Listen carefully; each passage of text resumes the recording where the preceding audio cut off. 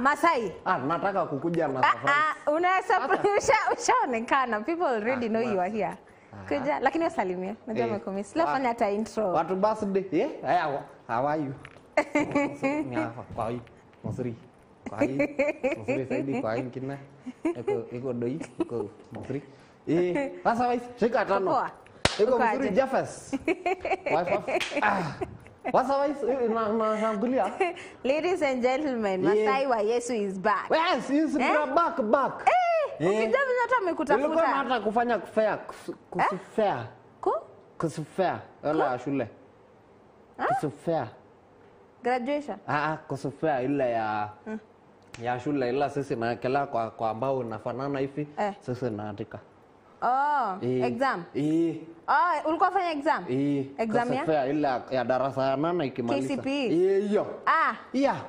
Kwani ishaanza? Inakuja. Sisi ilikuwa imeanza inaitwa graduation. Ile ya kujiandaa ndio sisi ianze. Ushatuchanganya kama kawaida. Naona sisi inaanza Monday. Leo ni Friday. Sisi inafanya graduation ya kujitayarisha kuosha ile kabati sisi naandikia. Ile ya kuwe preparation ya nini? Si ungesema. Iko namna hivyo. Anyway. Yes, hi guys, welcome to the Right Show. With me Sylvia Wanja and Masai wa Yesu. Na tumefurahi sana kuona. It's a beautiful, beautiful Saturday, the 21st of October. Nimefurahi sana kuona nyinyi naona sisi. Sisi tunafurahia kwa shauri nyinyi naona sisi. Wewe waoni? Naona Jeffers peke yake. Okay. Sawa. Lakini nyinyi ni maana. Nyinyi ni maana. Fali wewe yuko na naendelea kusikiliza na hata kama isikilize unaona wewe ni maana. Yes, nao pia ni mashujaa. Na niulize polisi. Polisi wamefanya. Kwa nini nyinyi naogopa mvua na iko na bunduki? Ni swali. Unataka wafanye nini? Bunduki na mvua? Unadush mvua? Masai. Polisi ikimbisha sisi alafu yeye ikimbishwa na mvua. Uko shule ulikuwa hiyo holiday ulikuwa shule kwa sababu tuko na maswali mengi cause kwa shule peke yake. Ulianza kwa Dania. Kwa Daniani. Kwa Dana. Kwa Dania. Diani. Ulikuwa huko. Ulienda Diani na kwa Diani kwa Dania. Mimi na wewe tumekosana. Naitwa Diani. Kwa maji huko. Na wezi niambia. Ilikula pesa. Ilikula pesa. Pesa. Pesa. Pesa ya pweza. Ilikula. Na nini? Na shell. Shell. Ulikula shell? Mtu anakulanga shell kweli Masai? Surely. Kitu yenye ilikuwa ndani. Snail. Sijui ni nini lakini alikuwa ndani. Bora nyama. Alafu ile unakula tu anything. Ile baba na Mary, yule na baba gari na watu ferry. Pale Likoni. Sijui ni wapi lakini ni kwa maji hivi. Sisi ile baba hapo. Kai Masai. Na wezi niambie ulienda. Nikakula madafu. Sijui kama ni madafu ama mafuda. Madafu. Ilikula hizo. Nini ingine? Na mabuyu kapi basi mabuyu? Suku kwa. Auja kuja hadi na mnazi. Sisi kukula hizo. Hata hizo. Kashata. Hata hizo. Rudi basi kwenye nikakula. Rudi. Wali wa pweza. Wali wa pweza. Na ikaogelea. Lakini mwanzo hapa. Kwa nini huko ingia ndani? Hapana, unajua ni vizuri mtu kujifenda. Kwa nini? Hapa mwanzo. Maji inafika hapa. Sisi ilikuwa hapa kwa mchanga. Maji akikuja sisi anarudi nyuma. Basi what is the point ya kwenda huko kote kama utaenda kuingia kwa bahari? Iliingia mpaka hapa. Alafu? Akatoka. Unajua ni chumvi. Ni chumvi. Si ndio hiyo, si maji yenyewe ni salty. Lakini alafu mimi ilikuwa inaogopa kwa hata. Sasa mimi ametoka kwa maji. Sikukuwa nataka mtu ite mimi nyuma. Kwa nini? Kwa shauri mimi kigeuka hivi ikuwe chumvi. Sasa mtu ilikuwa inaita mimi na elasa kuja hapa mbele. Nani alikwambia hivyo? Sila kwa Biblia inakwaga. No, hakugeuka ati kwa sababu alikuwa amesimama juu ya maji ya chumvi na kaangalia nyuma akakuwa chumvi. Nani alikwambia hiyo? Mimi mtu ilikuwa inaita mimi na elasa kuja hapa mbele. Sema venye unasema. Kuja hapa mbele. Sisi usungumuza. Mimi nataka kujua ni nani alikupeleka huko. Kwa Munene. Na afuli ile ya ATI ile ya kutengeneza IT. Ikaanza ikafanta mwingine. Na uwezi niita mimi. Si mimi niliitwa. Si tu unaniita. Hizo ndo ingeita. Si tulikuwa I thought we are friends. Niache kufikiria. Ikaenda ikafuata mlima mwingine inaitwa Furia. Furia. Furia? Furia Hills. Hapo kwa Taita Undanyi. Sisi ilianta huko. Mlienda mkahai kama ni kuziona tu kwa. Ilianda. Aya. Fali sisi ilianta. Gari yetu alikataa kuenda. Kwa nini? Akasimamisha kwa msitu. Akaachana na nayo. Sisi ilifuata mlima kwa masaa 2. Sisi ililala kwa barabara mara 3. Mara 3. Mara ya kwanza sisi ikakula juice ile sisi ilikuwa na nayo na maji. Mara ya pili sisi ikalala kwa nyasi iko na maji. A street sisi ilikuwa. Lakini si ni adventure. Hapana. Ilikuwa adventure. Sukuna ilikuwa kusurura. Eti kusurura. Hapana, ilikuwa adventure. So ulizunguka Kenya na ukaona venye ni kusupo. Ikaenda Kusumu. Kusumu ikaenda kwa. Ati mkaenda? Kusumu. Kisumu? Haya, mlienda di Kisumu? Na Wadoret.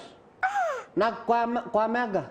Kakamega. Ikitoka kwa Wadoret, kwa Mega, alafu Kusumu. Kwani kuna Kenya tour yenye uniambii ni sign up hata mimi?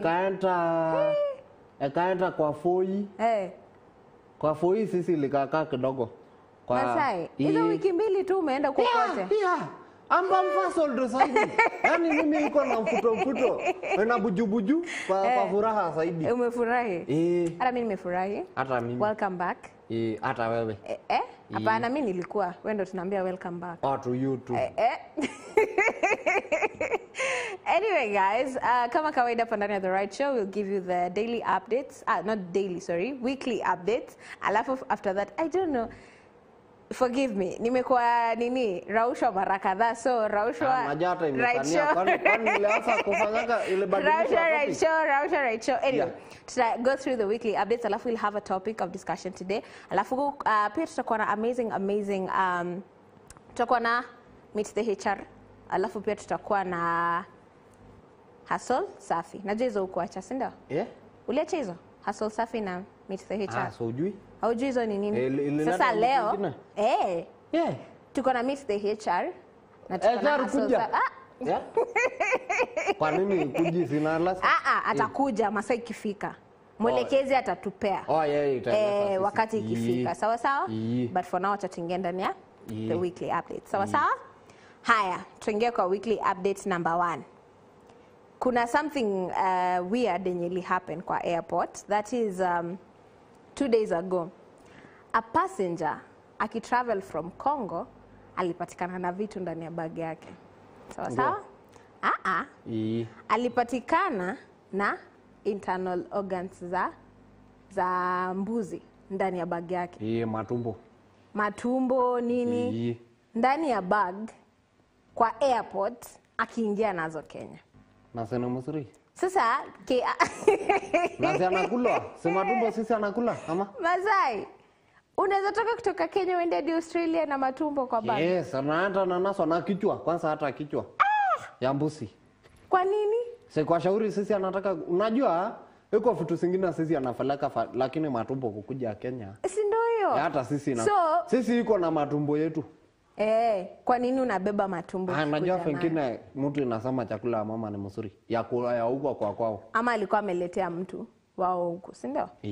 Anyway, there was a lot of question. Watu walikuwa wameuliza maswali mingi sana. Unajua tu Kenyans on Twitter. Wakiamua. By the way, maswali watauliza. By the way, mimi ningesema namna hivi. Kama ni kweli hizi ni mzuri, sisi fikia hapa kwa fort. Utakula nyama ujui kwenye imetoka? Ikule. Mpikia kule. Ikula hapo.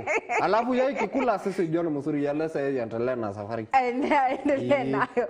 But anyway alikuwa intercepted. Na ikikula sisi itakula. Yeye kukula peke yake. Masai. Ukula nyama na hapo. Ni vizuri haukuwa karibu kwa sababu sijui tungekusaidia aje. Surely. Mimi na msaada yake angemaliza hiyo matumbo. Ni kweli. Unaenda tu unakula matumbo na ujui kenye imetoka. Ingelasa ni nini? Ni ambusi. Ilikuwa atume ama kike. Na zilikuwa raw by the way, hazijapikwa. Sasa yelasa hizo watu sa huko kwa port. Leta sisi jiko. Ya moja na sufuria ya kukaanga. Angine ilete ile mawe za kuchoma. Sisi iangalie different. ikaanga na ichome. Alafu nieleze kula. Ikikula kwanza hizo zingine na zangu. Ya sikuna fali ya kuepeleka. Na sasa unajua ujaiona ile situation ya ujai watch movie kwenye kuna the evil stepmother anaweka kitu kwa hiyo food atakula yes lakini kidogo yenye itamuaffect ama kuna antidote mahali alafu wewe unakunywa una nini unapata iko poisoned. Hata hiyo anti yake nasa hii eleza mimi ukweli. Really? Hiyo si masema yeye ikikula iko na anti yake hapo. Sasa sinasema. Sasa hiyo anti yake itaeleza yeye hata yeye ikula. Hapana antidote ni unaona ukitumia poison kuna kitu fulani inaweza counter like effect hiyo poison isikumalize. Wewe sisi elewani wewe yesi kula. Ni sawa ushaamua basi na ni sawa wewe utakula tu. Anyway on 16th October that is hii wiki yenye tuko haijapita bado sinda. Ni Saturday. Ni hii wiki. Saturday. Leo ni Saturday. Leo ni Saturday. Ndio nasema hii wiki yenye bado tuko. Monday. So ulisema tuja nini? Kuruka ni Sunday. Ni Monday. So ilikuwa World Food Day. Sorry. World Food Day. Unasukujua? Hukujua. Sasa na ulikuwa na nini unazuru maeneo kila mahali. Anyway, so ilikuwa World Food Day na the essence ya hii day specifically ni celebrate vitu zenye the foods that we have, the distinct indigenous foods zenye ziko. Hii day inatumika pia kusensitize wale watu wenye wako kule home like sasa like us for example to take heed. Sisi huko kwa home. Si Kenya ni kwetu. Nasema hapa ni kwa kasi. Hapana, si Kenya ni home kwetu sisi wote. Mother Nature. Mother Nature was us. Ukijua kwanza bedhe Chelata acha nikupe warning mapema. Chelata kushainia Kiingereza. Nilimfunza Kiingereza hapa. Mimi nilifunza Mimi ndo nilimfunza. Mimi nilikuwa ikikuja hapa ilikuwa imealasa Ilikuwa imealasa is Sea Salai English. Kwa hivyo wewe jifange. So na nilikuwa nimeeleza yangu mungumu ikuje ulize wewe. Hakukuja kuniuliza. This is a boy. Unajua ni kusema nini? This is a boy. Si. Huyu ni kijana. Si hiyo. Gani? This is a boy. Go. Kijana menda. Hawai jui Kisungu. Hapana, achana nayo. Nani ataleta mimi kitabu ile alikuwa ameandika. Ilikuwa imeandika. Ulikuwa umeandika mahali? Wacha tutaiangalia. Ya kuandika kwa composition, ukianda kwa mtihani. Is his kidnap it? Yes. Okay, wacha tuachane tu nayo kwa sababu mimi ndo nishachanganyikiwa. Mwalimu hata ingaona na mnaifu ya lasa wa imefita. Really? Yeah. Acha tutaangalia composition book kwa sababu tuko na maswali mengi. Anyway, so our World Food Day ina focus na mambo na food, venye tunaweza protect hizi indigenous crops zetu, vitu kama kina ndoma, ngwashe, you know. Izoma between indigenous zenye tuko nazo. Lakini sasa theme ya hii mwaka ilikuwa the importance of water. Sawa sawa? So iko na mbili. Umuhimu wa maji. Kukunywa na kuaga. Hapana, maji inasaidia vitu nyingi. Sasa kukunywa na kuaga? Ni kweli utakunywa maji, si ndio? Utapika nayo, utaoga, like water is like a basic, it's among the basic. Kufua si muhimu zaidi. Kukula na kuaga, kukunywa na kuaga. Sasa nasikia maji ni mwai. Maji ni mwai. Water is life. Sasa si ni kukula na kuaga? Sisi kukula na kuoga peke yake. Kufua, sasa ni added advantage. But sino nasema but iko na many more uses. Hizo sisi naasa kuweka kwa pia maji yenyewe ndo kata moja. Maji ndo utatumia kupanda nayo hizi crops ndo ziweze kugrow. Ama naasa tumia kukunywa. Si ndio hiyo utaikunywa, utatumia ku water plants, utatumia kwa everyday use. Anyway, so walikuwa na focus on the importance of water. And na pia walikuwa na focus on mambo na the eating habits zenye ziko. Unajua with the rise time ya quarantine there was a lot of cases whereby watu walikuwa wamedevelop eating habits zenye ni mbaya. Unapata watu wengi wanakuwa anorexic. Hii ni ile situation yenye mtu hataki kukula kwa sababu hataki kunona. Anajinyima food ndo asinone. Na wengine wakakuwa bulimic. Sasa ni za Kenya. Ndio. Zilikuwa zina affect kila mtu kwa world. Haiko inakuja inakuuliza wewe ni wa dunia gani? Hizo inakataa kukula. Wanakataa kukula. Kisa na maana sitaki kuongeza. Kenya. Wengine wanakuwa bulimic, wanakula chakula nyingi in one sitting. Wengine kukula ni sawa, lakini akukataa kukula. Kenya. Na si mmoja si wawili, na ni all genders. So walikuwa pia mgonjwa. Si ndio, imagine si mgonjwa. Sasa ndo nasema ni ka disorder fulani, ka eating disorder. So alafu pia walikuwa na focus na ku-educate watu how you can protect these water sources that we have. Na if you're in a place whereby hakuna water source, ni nini mnaweza fanya? Mnaweza chimba well, mnaweza chimba boreholes, mnaweza kuwa treat maji yenu ndo mpate maji kama community ndo mweze ku survive. Kwa sababu kuna some places whereby they are so backward such that according to the research yenye walifanya during this World Food Day ndo waamue kuongelea the importance of water. Waliona kuna places whereby hakuna maji like totally. Na si place ati hakunyeshi, kunanyesha. Lakini watu they are not educated enough kujua in a place like this. Na pia leaders wao hawako work enough kuwasaidia. Kuchimba hizo maboreholes, kuweka dams. But at least watu waweze kupata maji ya kutumia. Alafu a place ikikaa bila maji inakuanga na so many disadvantages. Unapata watu wanapata ama hii mambo ya sewage drainage systems kama hazijatengenezwa vizuri ina cause magonjwa. Juzi tu tulikuwa na cholera outbreak. And it's very deadly. It really claimed some lives of some few kids and adults as well. Kwa hivyo, yes. No wonder this day has been put there. 16th of October, World Food Day. Importance of water. Sawa sawa, tujifunze mambo ndo tuweze kuielewa. We need to understand these things. Ndo tuweze kusaidia even the people around us in our communities. Kama the young people. Sasa, Masai. Jana, eko muskari libebwa bure. Kubebwa bure? Aje. Na mama ingine hapo. Agari.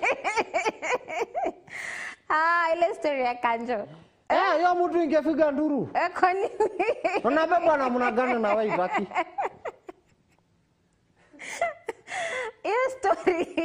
Hiyo story, sijui hata I don't know how to. Wewe nauliza kwani muskari eko kufundishwa ikikuwa kidogo ya laso, wewe ikibebwa na mtu wewe jui piga nduru. Sasa kwa nini apige nduru? Haijui ya mama. Sasa okay, kupiga nduru ni piga nduru. Mwanamume apige nduru basi. Isema ama isema wai. Unajua vitu zingine mimi kama wewe kama boy child. This is caution. Here. You're very careful. Yeah, is mtu yesi baba mimi na mimi imetulia inaeleza ya madam kwa nini wewe unafanya mimi swali. Mama piga nduru. Alafu hapana, si unaongea naye vizuri. Alafu kama ifungua mlango iruke. Sasa uruke alafu kiumia. Itavunjika kidogo. Shingo na mkono. Lakini wewe unaokoa maisha yako. Really? Yeah. Lakini si alikuwa in one piece. Ya mtu. At the end of it all. Kimwili. Lakini kiingia na amani sikukuwa na nayo. Mtu inatola ni kama wewe itoa mimi kwa Nakuru, ipeleke mimi kwa Lokichogio. Unapanda tu gari unarudi. Sijui huko. Yeye hata yeye juu huko. Si anapandisha tu gari anarudi. Na nani? Si anajipandisha. Sikuna pesa. Nani anakwambia hakuwa na pesa?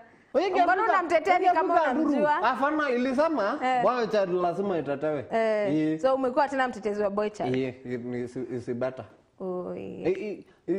Lakini sisi imeonawa. Lakini sijali. Sisi inakuja pole. Sisi imeonawa kusema mkweli.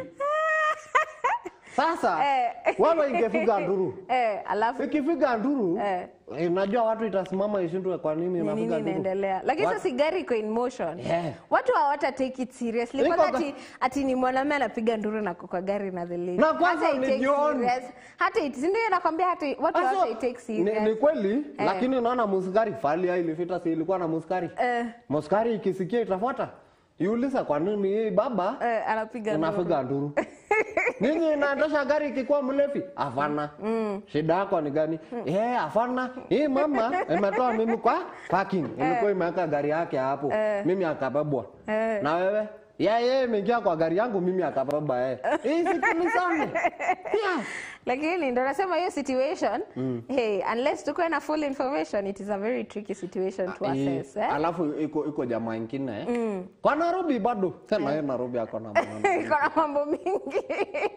Ni nini Nairobi amefanya? Jamaa nyingine by the way ni celebrity. Iko watu ilikuwa inashikwa na muskari hizi za kanjola. Kwa shauri ya kuuza hizi vitu mimi anapenda. Pasua. Niliona hiyo nini ikaangusha vitu. Haikufanya mzuri lakini. By the way, karibu nyama. Unajua hata shida si vitu mingi. Nyama. Hata si hivyo. Imagine the economy as tough as it is right now. Na ni watu yangu wamejitolea hata kama we have this certificate, wacha tuende tufanye hata kama ni kazi ya mkono Umechukua katroli kako hapo, umeweka samosa, umeweka smoky, mayai ya kuku, sausages. Na iko ingine ilikuwa na idea kuweka mayai ya bata. Ati kulikuwa na mayai ya bata? Mimi alikuwa nataka kueleza hiyo yake ya bata na ostrich. Wewe ostrich ni endangered, wewe usiweke. Is dangerous? Usiweke ya ostrich. Basi yake ya bata. Lakini hao mjamaa ilifanya mzuri. Ilisikia kilio yao. Nani wa? Celebrity. Ikachangisha kwa watu. At least wakapata nini? Masaa 3 ilikuwa imefikisha 1600. Wow. Alafu zaidi ya hapo governor anaitwa Kanairo. Yes. Akakuja ikakuta zile watu ikafatia kila mtu shilingi 10,000. Yes. Atarudisha stock na kununua hizo troli zenye zilikuwa confiscated. Like asikuwa confused. Ile yako ikaangushwa yenyewe. Ati? Why nasema ilikuwa confused? Ile yako akaanguka. Like ilichukuliwa. Zilichukuliwa zote. Si ndio ninasema? Why nasema confused? Kuchukuliwa na Kisungu anaitwa fict. Sasa ni kuna hiyo kuchukuliwa bila kurudishiwa. Inaitwa confiscated. Hiyo ni theft. Theft. Mtu inakuja na siphing. Ni sawa. Umeshinda. Lakini in other words tunasema confiscated. Sawa? Why si confiscated? Ni kusafi. Yes, but it wasn't right. What they did, kwa sababu as far as things are concerned saizi, Masai tuambiane tu kweli, economy mbaya. Yes. Economy mbaya. But watu wanajituma. Alafu kwenda kuumiza ule mwenye ako pale chini. It is not the right thing. Unajua kwanza ile alikarisisha mimi. Hii inakuja kuconfuse hizi vitu, inalipwa mwisho wa mwezi. Hii ni yake ya kila siku. I know. Like anategemea hiyo ndo aweze kulipa bills, aweze kupata fare, aweze kukula, probably ako na watoto wanataka school fees surely. That is not the way to go. Anyway, vijana wadogo, high schoolers wamekuwa nini? Wamekuwa amenas shule. Imagine students walichukua ethanol kwa lab wakakunywa. Kule Tharaka Nithi, Muthambi. Na shida ya Satro anakuaga nini? Shida ya Fantei. Imagine. And 2 students died after drinking that ethanol. Now the others are hospitalized. Unajua iko na sukari mingi sana. Hiyo kitu. Ethanol si sukari Masai. Ethanol ni iko na alcohol content. Nini? Ilikuwa na sana ni unaniangusha. Hapana.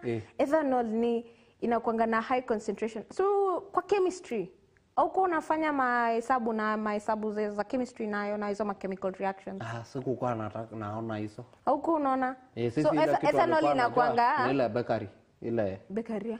Ile bakery imeandikwa hivi 1 mm 2 mm. Bika. Ya bakery.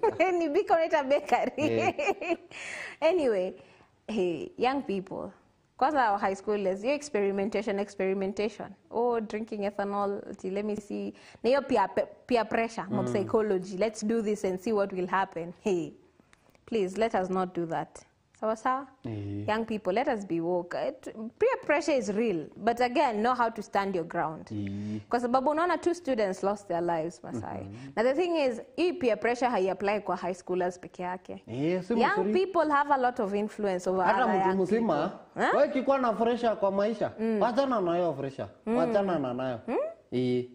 Si mzuri. Ilisema fresha sisi achie muiskiri, kifitifi na gari. Bas, peke yake.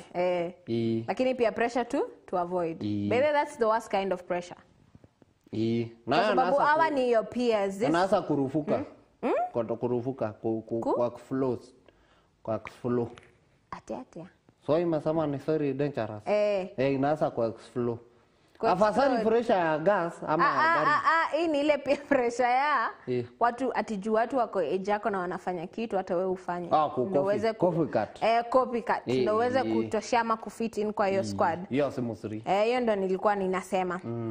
Sasa hiyo story nyingine ni jana ilikuwa Mashujaa Day. Nearly happened for uko Kericho. And it was a nice experience. It was the 60th celebration ya Mashujaa. And ilikuwa poa. Na nuuliza, sawa namaanisha Kenya yako na miaka 60. But sasa hii ni sasa niulize. si okay. Nikuuliza tu. Unajua kuuliza si mjinga. Uliza. Hizi watu iko na miaka 78, 61. Silitoka wapi? Hapana, hivi ndo kunaenda Masai. Hizi 60 years zenye tuna count ni za after independence yenye tulipata 1963. Sawa? Kwa Kenya alianza 1963. Hapana, Kenya ilikuwa hapo before lakini tulikuwa colonized, tulikuwa under wazungu, the British to be specific.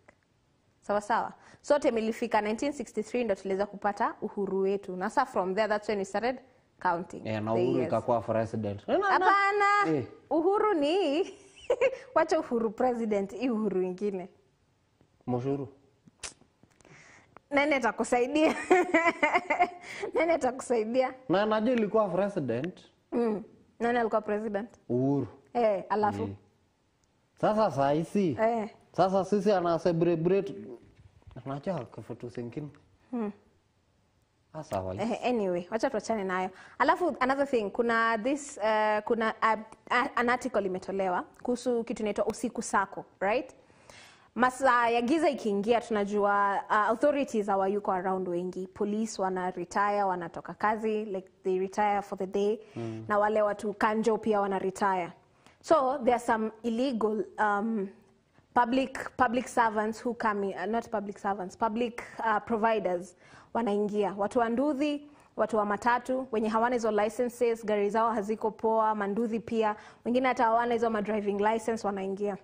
Now this is what they were saying. Watu wanafaa kujichunga sana. Not once, not twice. Nimesikia stories, especially here in Nakuru, whereby wamama wanaibiwa, wanarepiwa, maboy wanapigwa tisa. Juu wamepanda nduthi at a certain stage, lakini the next day wakikuja kuuliza people in that stage, they don't know that particular person. Kwa nini? Kwa sababu wenye wako hapo hivi, wenye wameambiwa wakae hapo, masaa ikifika wanaenda home. So these other ones who are not authorized wanaingia.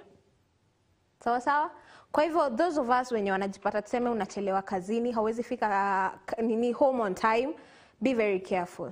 Sawa? Si hata nyumbani. Hapana, wajichunge waende home lakini wachunge. Hapana, unajua kuna wengine Masai, kuna sometimes whereby huwezi control masaa yako. Like ile inabidi extend for a while. So what we will tell you is ukwe careful. Sawa? Hata kama tafuta huo mse mmoja mwenye unaweza call kama ni nduthi, at least ujue ni mtu mwenye ndo at least to feel safe instead of kuchukua tu mtu random na haujui ni nini ama why they're there. So it is a call for everyone. Ukwe too careful. Sawa? Let us go for a short break. We'll be coming right back. Remember, this is The Right Show with me, Sylvia Wanja and Masai Wayesu. Don't go too far. Tunarudi na topic of discussion which you do not want to miss. Tunarudi. We'll be back. Yes, we'll be right back.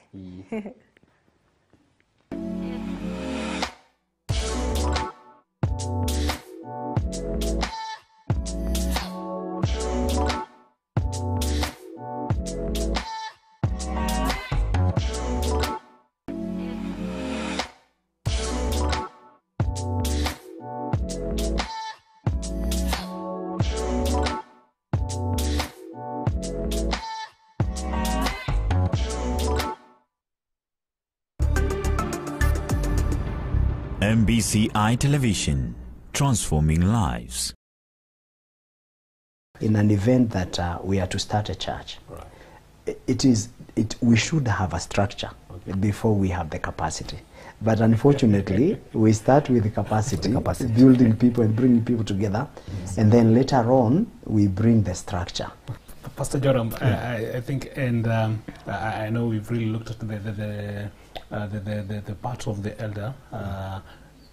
When you also look at maybe the deacon, how do you define, or how do you actually explain or describe the process maybe of qualifying one to be a deacon?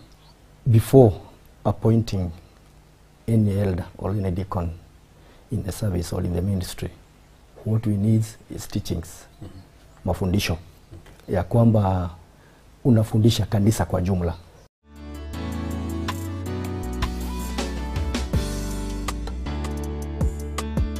So the girl asked me what is going on, and I told her I have cancer. So she asked me, so unakufa? What this month, October, is Cancer Awareness Month? In the ultrasound, ikatoka lump ni like 5 centimeters. They recommended I start with chemotherapy, and then they will do a surgery. Okay, when I came back after radio, I had gone for 30 sessions of radio. They decided to do some tests on me to check if I needed further chemo sessions, and then they found there were no traces of cancer. Wow. Yeah. Actually, there was a nurse who told me that this hair going down and your body changing means that the medicine is working. Yeah. Today, we have another story of a woman who has survived cancer. Like the beauty started coming, and I was like, hey, God, you're covering me now.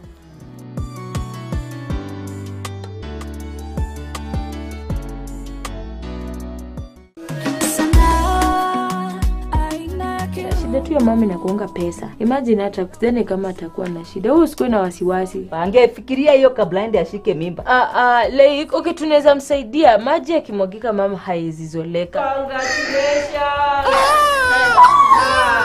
Wow, that's nzuri.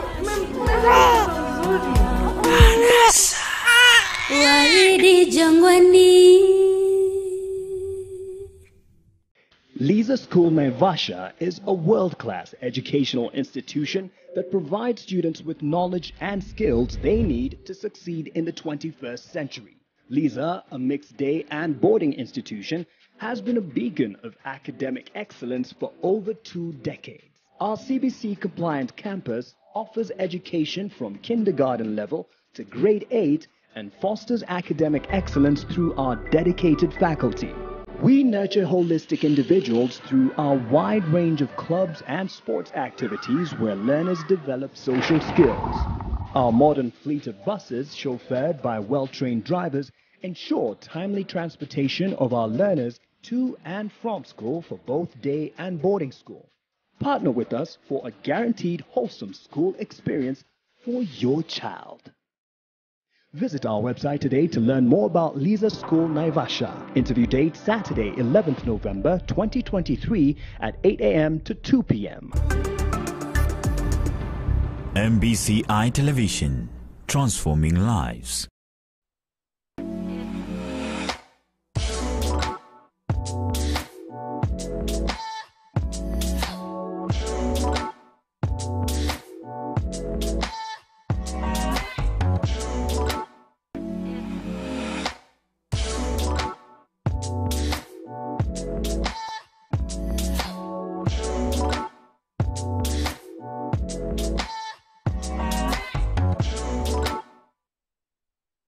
Yes, guys, welcome back.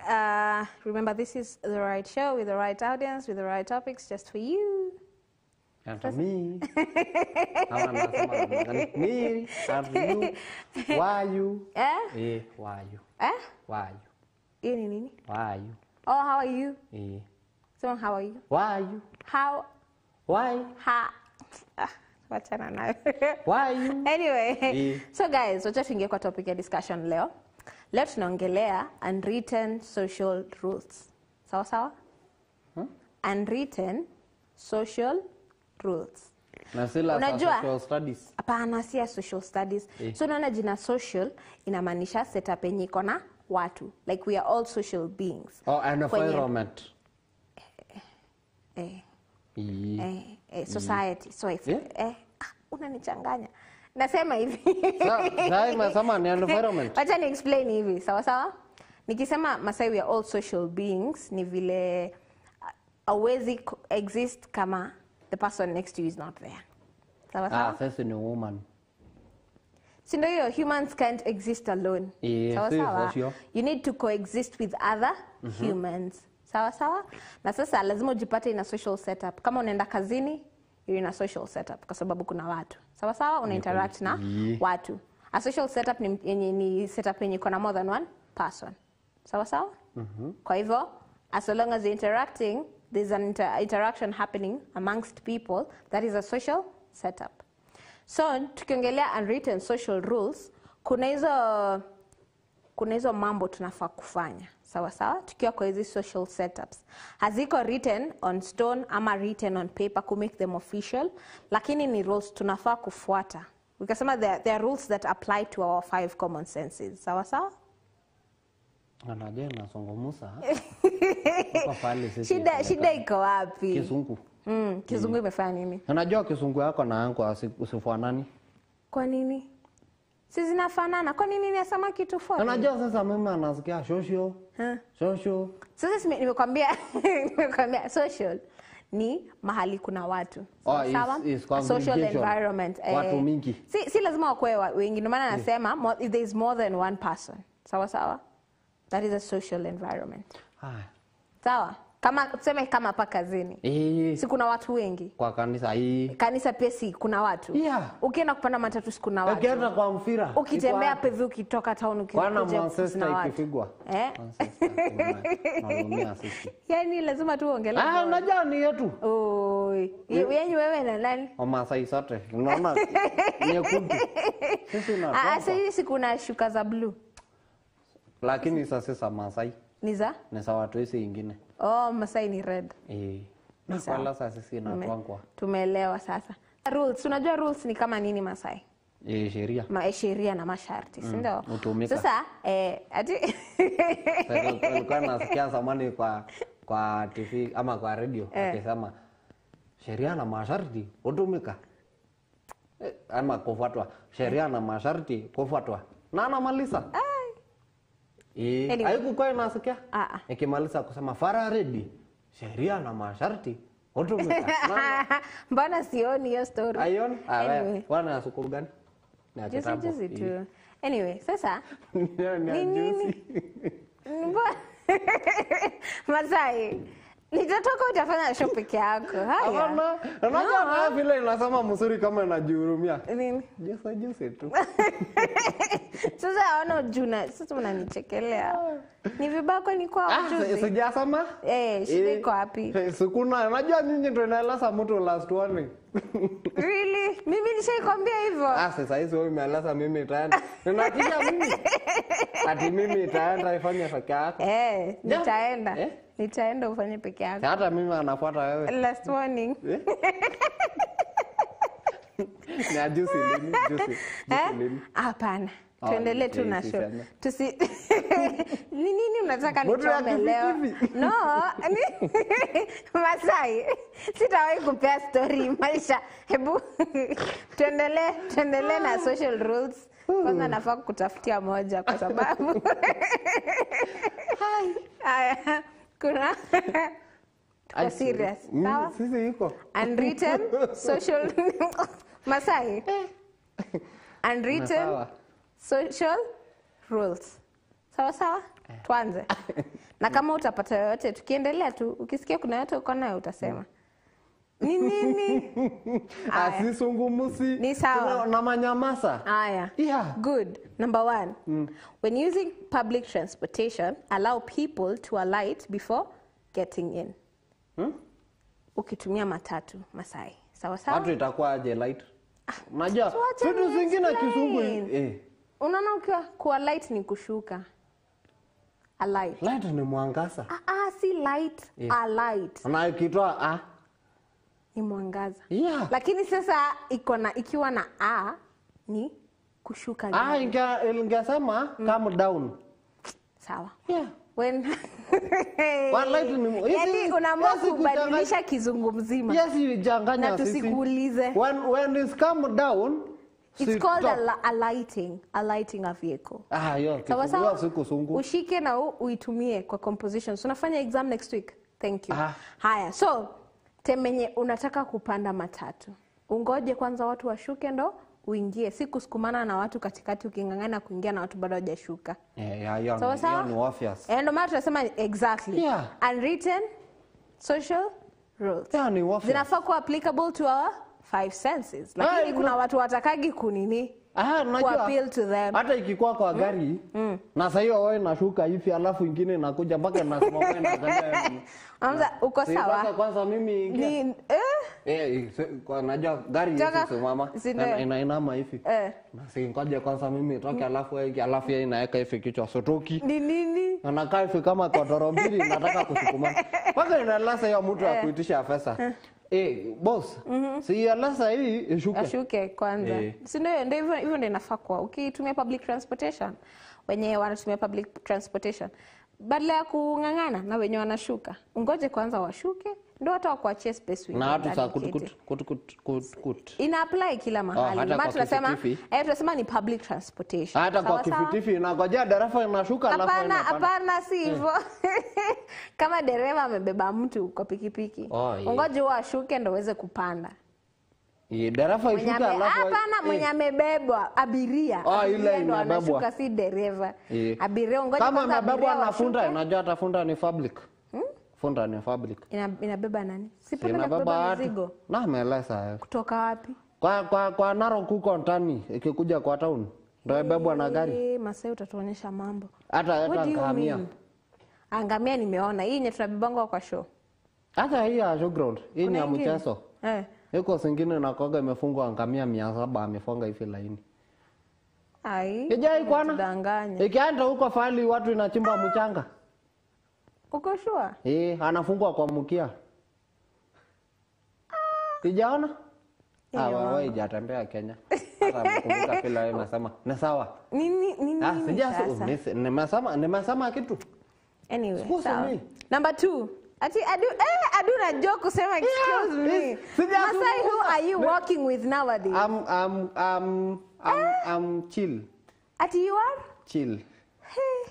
Watu unatembea na bedhe nilisikia nani akitumia hiyo jina. Nani? Chillax.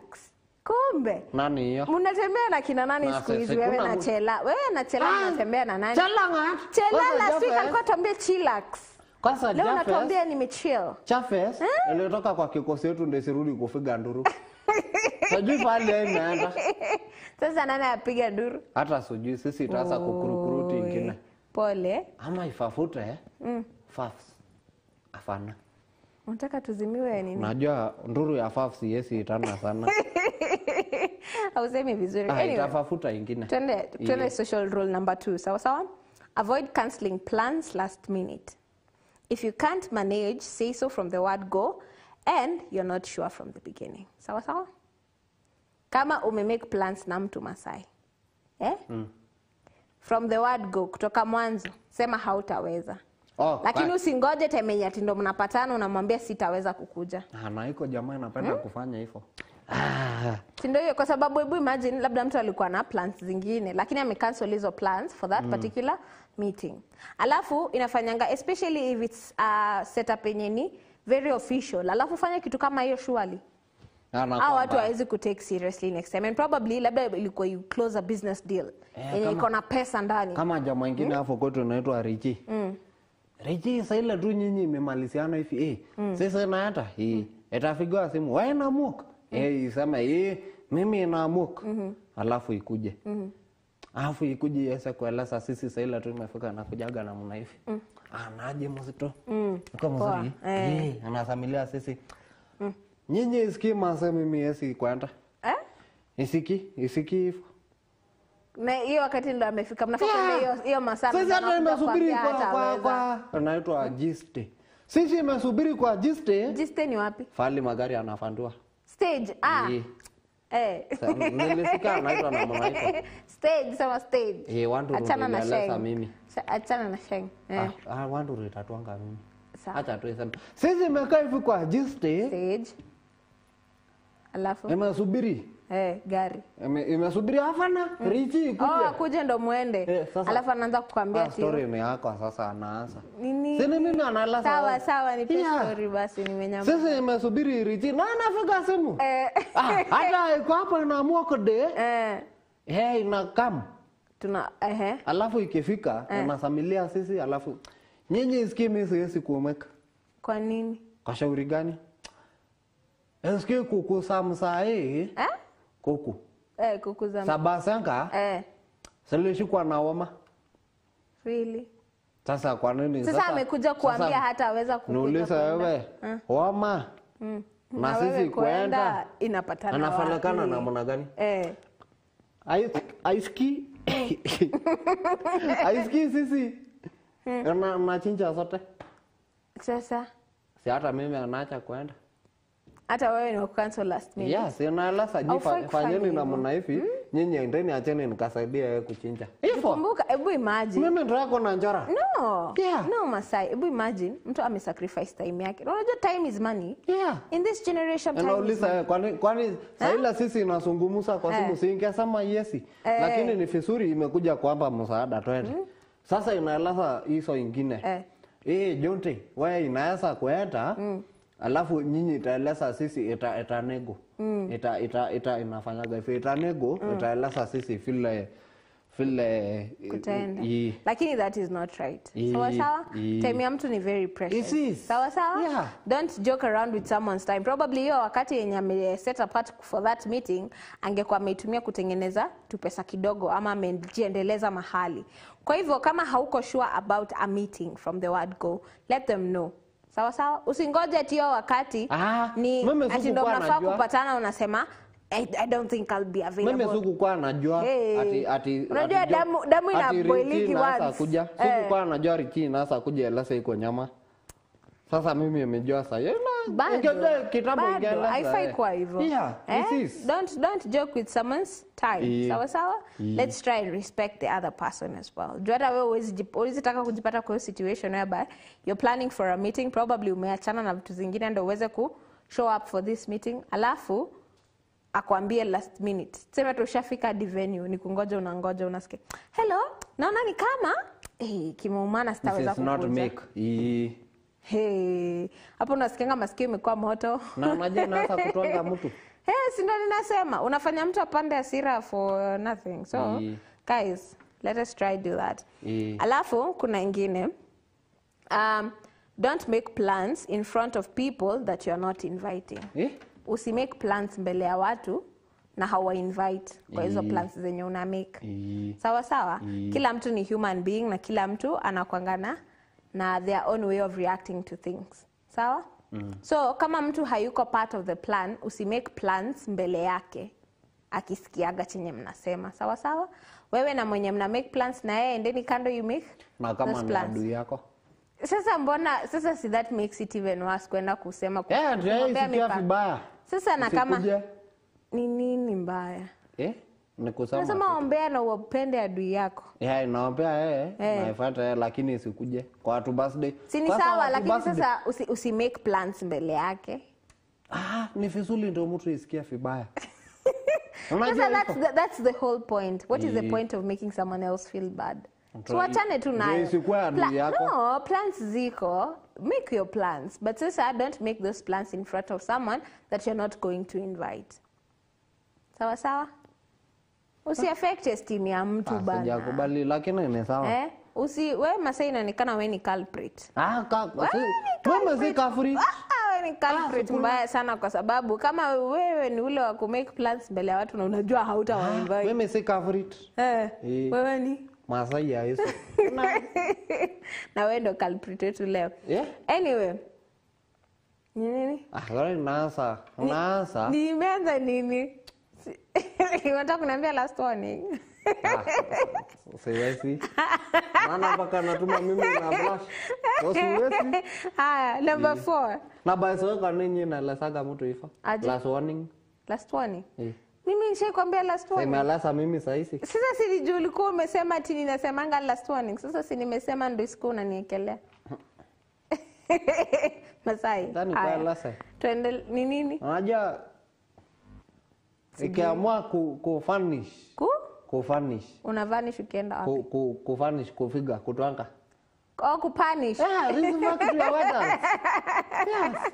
Reserve to your adults. Ni nini? Yeah. Si mimi na kurespect. Ama? Abago hapana do. Na inaeleza mimi sahihi hapa ati wala stoni. Pole. Yeah. Pole. Tuendelee basi na show. Sawa. Na toa macho. Ndio ikubali fale. Kila kitu kwa wewe na wewe. Kama itaki kaa. Nimekaa. Leta kiti nikae. Very fast. Thanks.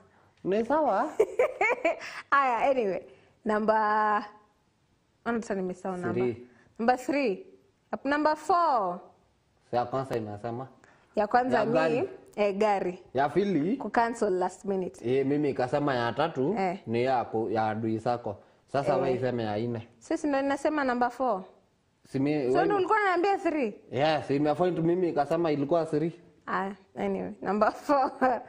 Avoid asking how much someone earns. Like mtu anatengeneza pesa ngapi? Wakenya. Inakuanga tempting. Unauliza mtu na by the way, unaingiza nini ngapi at the end of the day? Ama at the end of the month. Hii by the way. Sijui shida yetu anakuaga nini lakini samea sisi. Yes. Wakenya. Kitu ya kwanza. Na by the way, kwa kazi yako analipwa pesa ngapi? Na anaishi wapi? Nyumba yako analipa kwa sababu ikija kwa nyumba. Na by the way, nyumba analipwa pesa shwari. Na ilipi? Lakini anataka kujua. Na nataka kujua mtu inalipwa pesa ngapi? Yatikia kasi. Nakwambia lakini anataka kujua. Sijui kwa tatizo anakuwa. Unajua anakuaga kwa shauri ikisania kwa masanio yangu. Yeah. Compare. Comparison. Unataka kujua mtu wako wapi? Na simu yako na pesa ngapi? Inaka pesa ngapi? Sasa swende inaleta mimi. Inaleta alafu nikwambia yangu. Ina pesa ngapi? Pesa mingi. Ngapi? Mingi.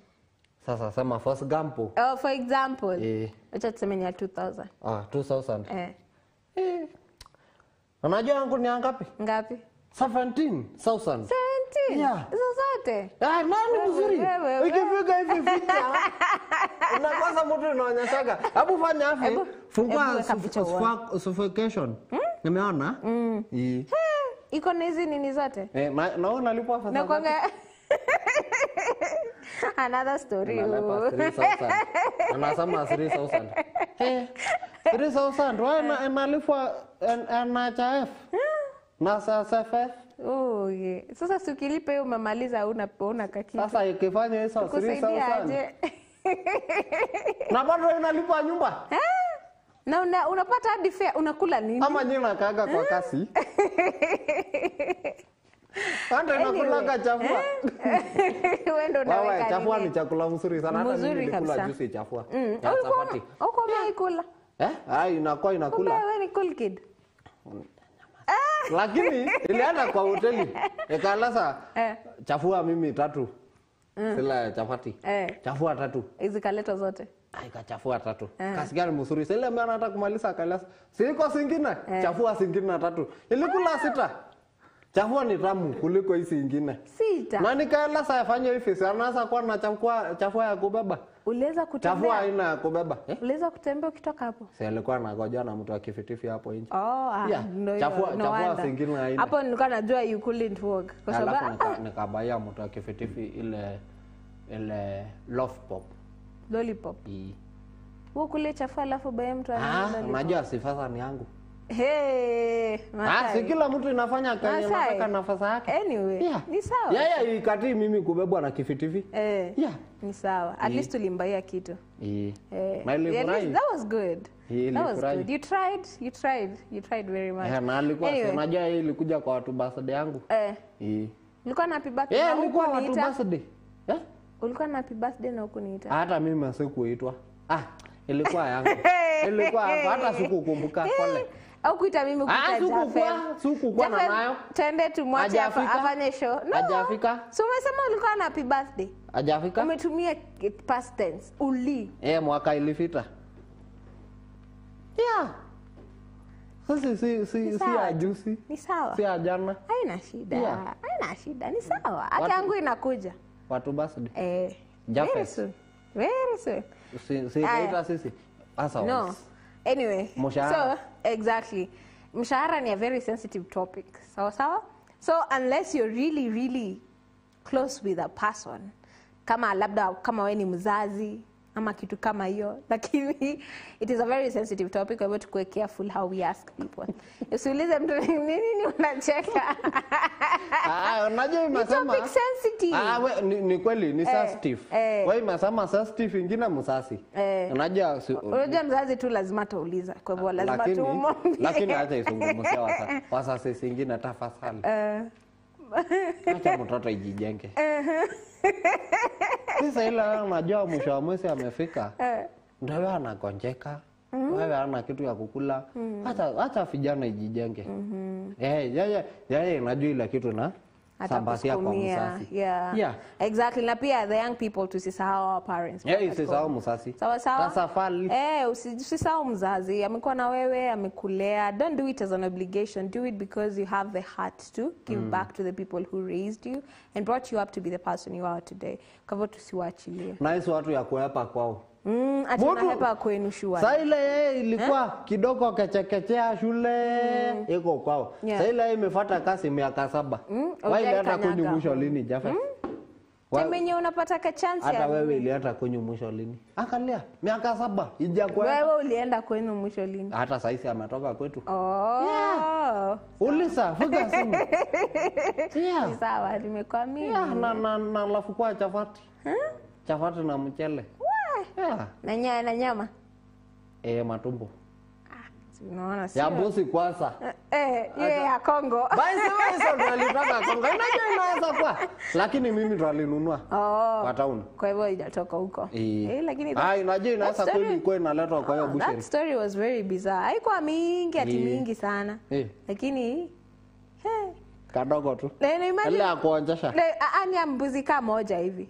So ni imagine kutravel kutoka nitoke Kenya nenda US. Unajua vile ananuka akikaka kama amefungwa. Si ndio ninajiuliza. Ama watu ile ilikuwa kwa ndege ilisema ile ilishuka ya kwanza. Hapo jamaa imekaa pale. Kuna kitu ina nini? Eko vitu. Angalia tafadhali polisi, angalia there is something in there. Anyway, it was a very very bizarre story. Anyway. Number 5. 5 or 4? 5. 5. If someone is typing their password, look away. Sawa? Sawa? Ni nini? Lawa naona wa Kenya. Tuambiane tu kweli. Lata nionyesha first gampo. Mtu akitype password yake. First gampo? Usiangalie. First gampo ni hivi. Angalia kando. Salai. Sasa nimealasa wewe itumia mimi pesa, alafu ikapatia mimi simu yake namba ya simu. Namba ya simu. Naeka alafu naeka pesa, ikifika kwa ile ya kuweka ya siri. Unashikilia hivi. Alafu bas, hivyo ndio inafaa. Unafaa kufanya hivyo. Ndo nikiweka nini unacheka? Mimi siwezi. Kwa nini? Sisi yote imeangalia mimi akiweka namba. Namba si ni public. No, password ni private. So kuna angalia huko. Sisi password yangu. Imeangalia mimi ikiweka namba na ikiweka pesa. Kwa hivyo hata password weka. Ufai kufanya hivyo. Weka password. Hapana, ufai kuangalia password ya mtu. Hata unafaa mtu anajishuka anaangalia hivi. Kwa shauri. Anaekea password hapa. Niulize. Sisi nafuatana mara moja kwa mwaka. Si angalia, ngoja mimi angalia alafu yote ibadilishe. Kwa nini sina nikibadilisha password? Sitaangalia kila siku. Uangalie kando. Sikuna. Angalia kando. Ndio maana nasema hizi ni unwritten social rules. Na watu singine ikiweka password ya simu inaka haraka hata mtu yesi kuona ati na mtu. Kwa nini unataka kuona password ya wewe? Na mtu sasa wewe ikiasa faint, nani itatumia simu yako? Sikuna. Sinita. Sina sisi yona bro. Bro in this case of kwa nini mnaniombea ni faint? Sikuamba. First gampo. Lakini akiasa kwa. Basi ifanya namna hivi simu afote. Sinapotea tu. Na si inachukua inaweka password alafu inaangalia namba. Kama na mara mingi ina credit, sasa inaweka anafika. Yeah. Still, this much remains. If someone is typing their password, angalia kando. Si mimi. Usiangalie. Siwezi kudanganya si mimi. Masai, sikutaka ukiweka password kwanza M-Pesa nitakuwa naangalia. Hamna shida. Hadi na fanya hivi binoculars na zoom in. Siko na shida. Lakini mimi ikikuwa hapa wewe fanya hivi. Siwahi naweka password, natokea mimi. Na ikijua mimi anafuata wewe. Na sasa mimi akijua anaenda kuweka password. Na sasa kama niko mahali kwenye siwezi toka shwali. Sema kwa gari. Siwezi toka niende. Sasa sichukua. Tu angalia kando. Najuaje kama mimi anataka kukofia kwa kama yangu. Yako na yangu afanane. Point ni. Mtu akiweka password look away. Sawa? Usiangalie simu yake. Kwanza sasa hivi venye hata nalipa nini na matatu M-Pesa. Angalia tu kando. Sawa? Ndio mtu afeel secure. Mwingine ni sawa. Mimi mama nashindwa. Masai. Itabidi ufanye hivyo. Uongo ni mbaya. Hapana, itabidi ufanye hivyo. Number 6. Avoid using a mobile phone while having a conversation with someone unless it's urgent. Ni nini? Watu wameanza kutupiana maneno hapa. Ni nani anatumianga simu tevya conversation kati ya nyinyi wawili? Ninajua. Nimesikia wewe Masai. Hapo Masai Jafet. Najua. Si ni kweli? Na kweli? Avoid using. Najua shughuli anakuaga mingi masani kidogo. Saa ingine sisi anazungumza na Jafet anataka kueleza wewe kitu. Si lazima mimi asikilize Jafet. Sisikilize na mkono. Na asikiliza na masikio alafu inaandikia wewe inaeleza salai. Nikaje inasema Yesu kusoma simu zangu. Nini? Acha sijui anaandikaga na. Hawezi kuandika vizuri, mtu atasoma je kitu haelewi. Sasa ni sawa. Na itakuwa nikifuatia Jafet asigusa simu yangu. Inatememekaga inaanza angusha. Lakini simsi kuandika sinaandikia wewe slide. Come Saturday is topic. Sasa nimekuuliza wewe ni topic ya Saturday. Sasa here's the point. Haufai kama una text usitext mwenye uko na mtu mwingine. Sawa. Ukihave a conversation with someone else, don't use your phone. Unajua acha nikueleze. Alafu watu wengi wako na hako katabia. You're having a conversation with someone, ama tuseme unaenda kwa hoteli, unapata watu wamekaa wawili, but kila mtu ako hivi kwa simu. Basi kila mtu mngekaa home muongee kwa simu. Story. Ikizungumzia hapo. Anajua saa ingine ni mtu sina mbaya. Saa zingine ni nini? Jaribu kuwatetea tusikie. Acha niseme first. Sikutata? Iko first gampo mimi na wewe. Sisi ameenda, sisi anataka kuoana. Lakini unajua lazima sisi Yesu kutana hivi mara moja nieleza wewe salai. Sema wewe. Hata wewe itashindwa Masai Yesu iko na kitu mzuri. Kuna kitu lazima sisi ifuatane mara ya kwanza ya pili ya tatu. In public. Yes. Ikikaa kwa hoteli. Lakini sasa nyinyi imefika mnaketi kila mtu simu hapa. Inataka aje? Nini? Porcupine. Lata mimi porcupine. Analetewa. Porcupine. Ela glass inakuaga na maswa aina 3. Milkshake. Hiyo. Alikuwa anafanya porcupine. Ilete cappuccino. Cappuccino. Cappuccino ni kahawa, si juice. Lakini siko na maswa. Sawa. Maswa ndio ya muhimu. Lata mimi hapo cappuccino, nyingine itishe nini? Latte. Latte. Americano. Okay, sema sifis. Ama pizza. Ama pizza. Burgers. Hamburger. Malatoa hapo hamburgers. Imeka. Sasa sinajua lazima sisi kule ikiangaliana ikizungumza. Lakini nakuta ni hapa tunao. Si ndio hiyo surely. Afu ikimaliza. Sasa surely nyinyi ilikuwa naenda wala ingefika kahawa kwako, ifika sile fani keki kwake, izungumza na simu. Bas. What is the point of going to a social setup if all you're going to do is use your phone? Alafu mtu mwingine ikikuja hapo kukaa kwa hiyo mesa kwa sababu imeangalia imeona nyinyi mbili aizungumzi ikikuja hapo kusumi. This is occupied. Yeah, like we are busy. Like you're not busy getting to, like Let's appreciate. Fikita. Victor amefanya nini? Ni Fikita na Elas. Amefanya nini? Fikita ikiata tena kwa mkahawa na simu. Na ba iseme hivi, watu sa mkahawa ile inaangalia mimi. Yeah. Watu ikikuja mbili. Ikuwa na fahali ya kuweka kama ile ya supermarket ya kuweka mizigo. Akea watu simu hapo. Bas. Imagine the hotels Masai ziko hivyo. Not in Kenya lakini kwa sababu I know watu Kenya hawezi kubali kupeana simu. But in some places in the US. Ukifanya hivyo unafukuza customers wote.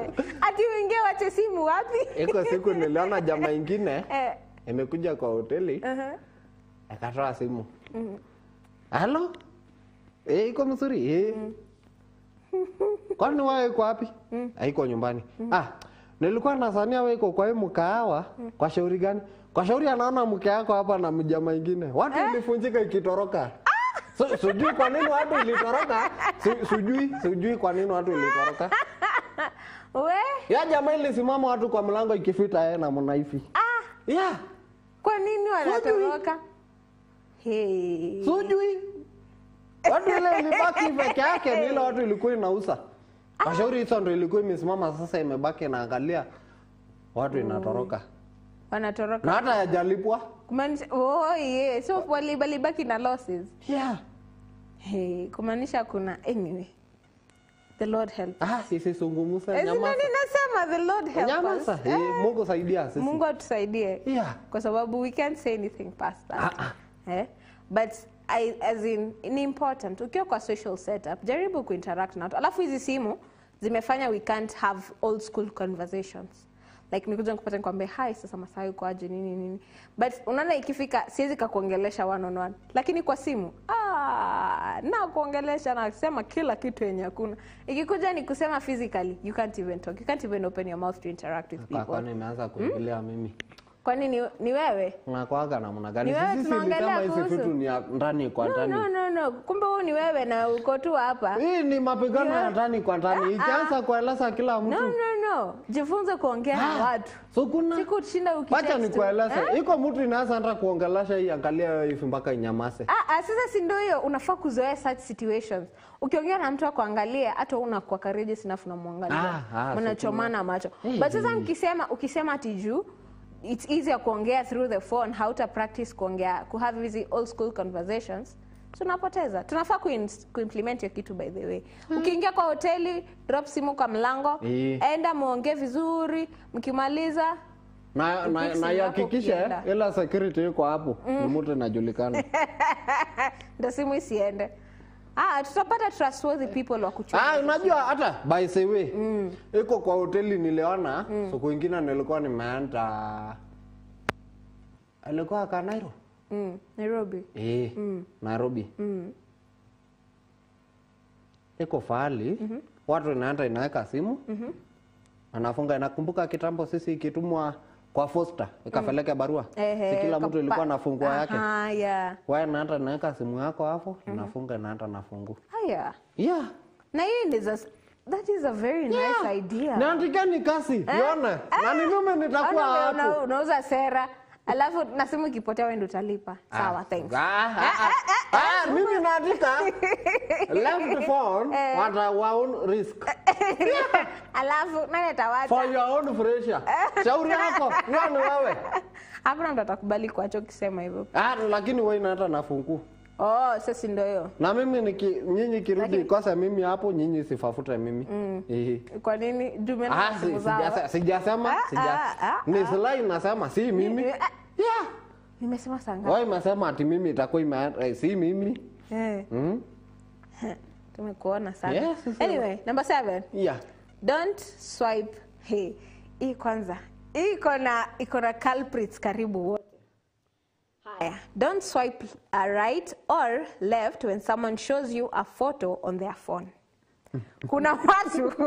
Kuna watu unamonyesha picha within 1 minute. Anataka ona ingine. Within 1 minute ameona gallery mzima. Imeacha folder.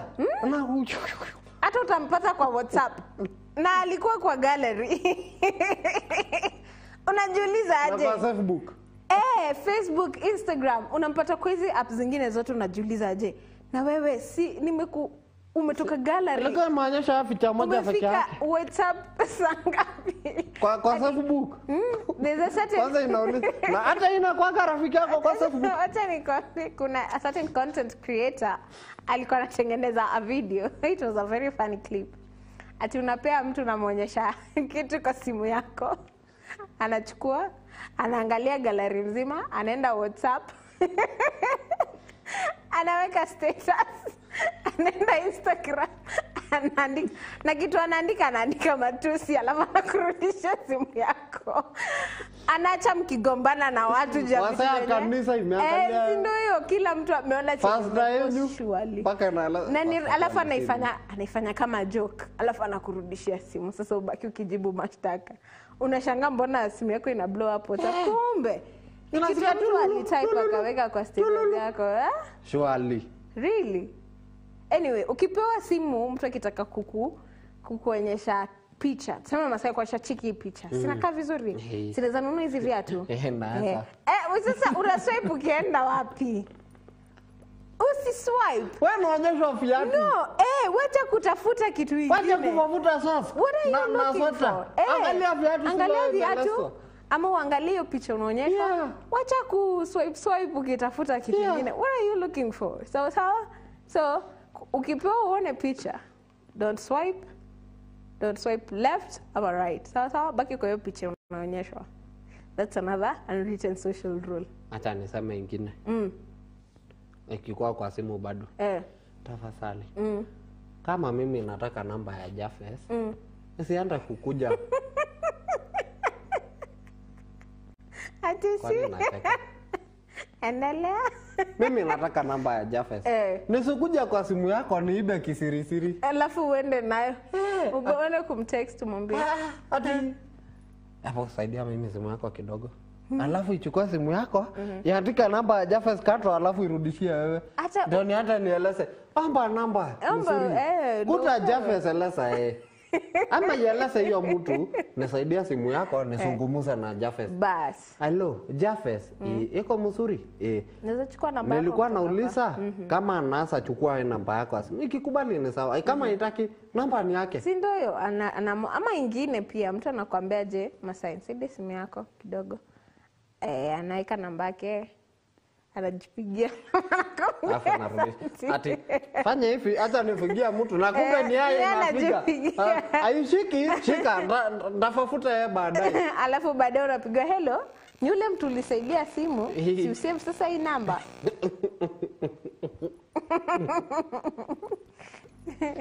Guys. Anyway. Kitu kingine. Ni nini? Ni mingi ingine? Ni mingi nao. Mgeni kikuja kwenyu ama kwako. Yes. Tafadhali. Usipime viatu zake. Wacha. Kwa nini anajipima viatu? Unajipima viatu ya mgeni kwa nini? Who is that? Yeah. Mtu mata na haya max yake safi, wewe umetoka shamba umekuja kuvuma na matope. Surely nyinyi itakosana bure. Bure. Yeah. Na sweta. Vitu watu wanafaa hadi sweta. Na hayo kabeleza yako ni mzuri. Hebu nione kama anasa. Wewe imekula mugari yuko kwa mashambani, alafu ikifalia nasikia na naruka huko. Afambe imeraruka. Pole. Niko na usi. Kifanya hivi shindano na kuvuma. Social rules, guys. Unwritten social rules. Let us learn how to follow them. Sawa? Ingine. Haya, gani tena? Ni mingi. Sema yako kwanza, alafu nilikuwa nimefikiria yangu. Haya, kuna history tulikuwa tunaongelea kuhusu. Sijui kama ulikuwa sijui kama ulikuwa Masai. Tulikuwa tunaongea kuhusu venye Airbnb saizi wanateseka. Mtu anaenda anabeba vitu nini. Nakumbuka nafuka Giseri. Napika githeri na gasi na marago.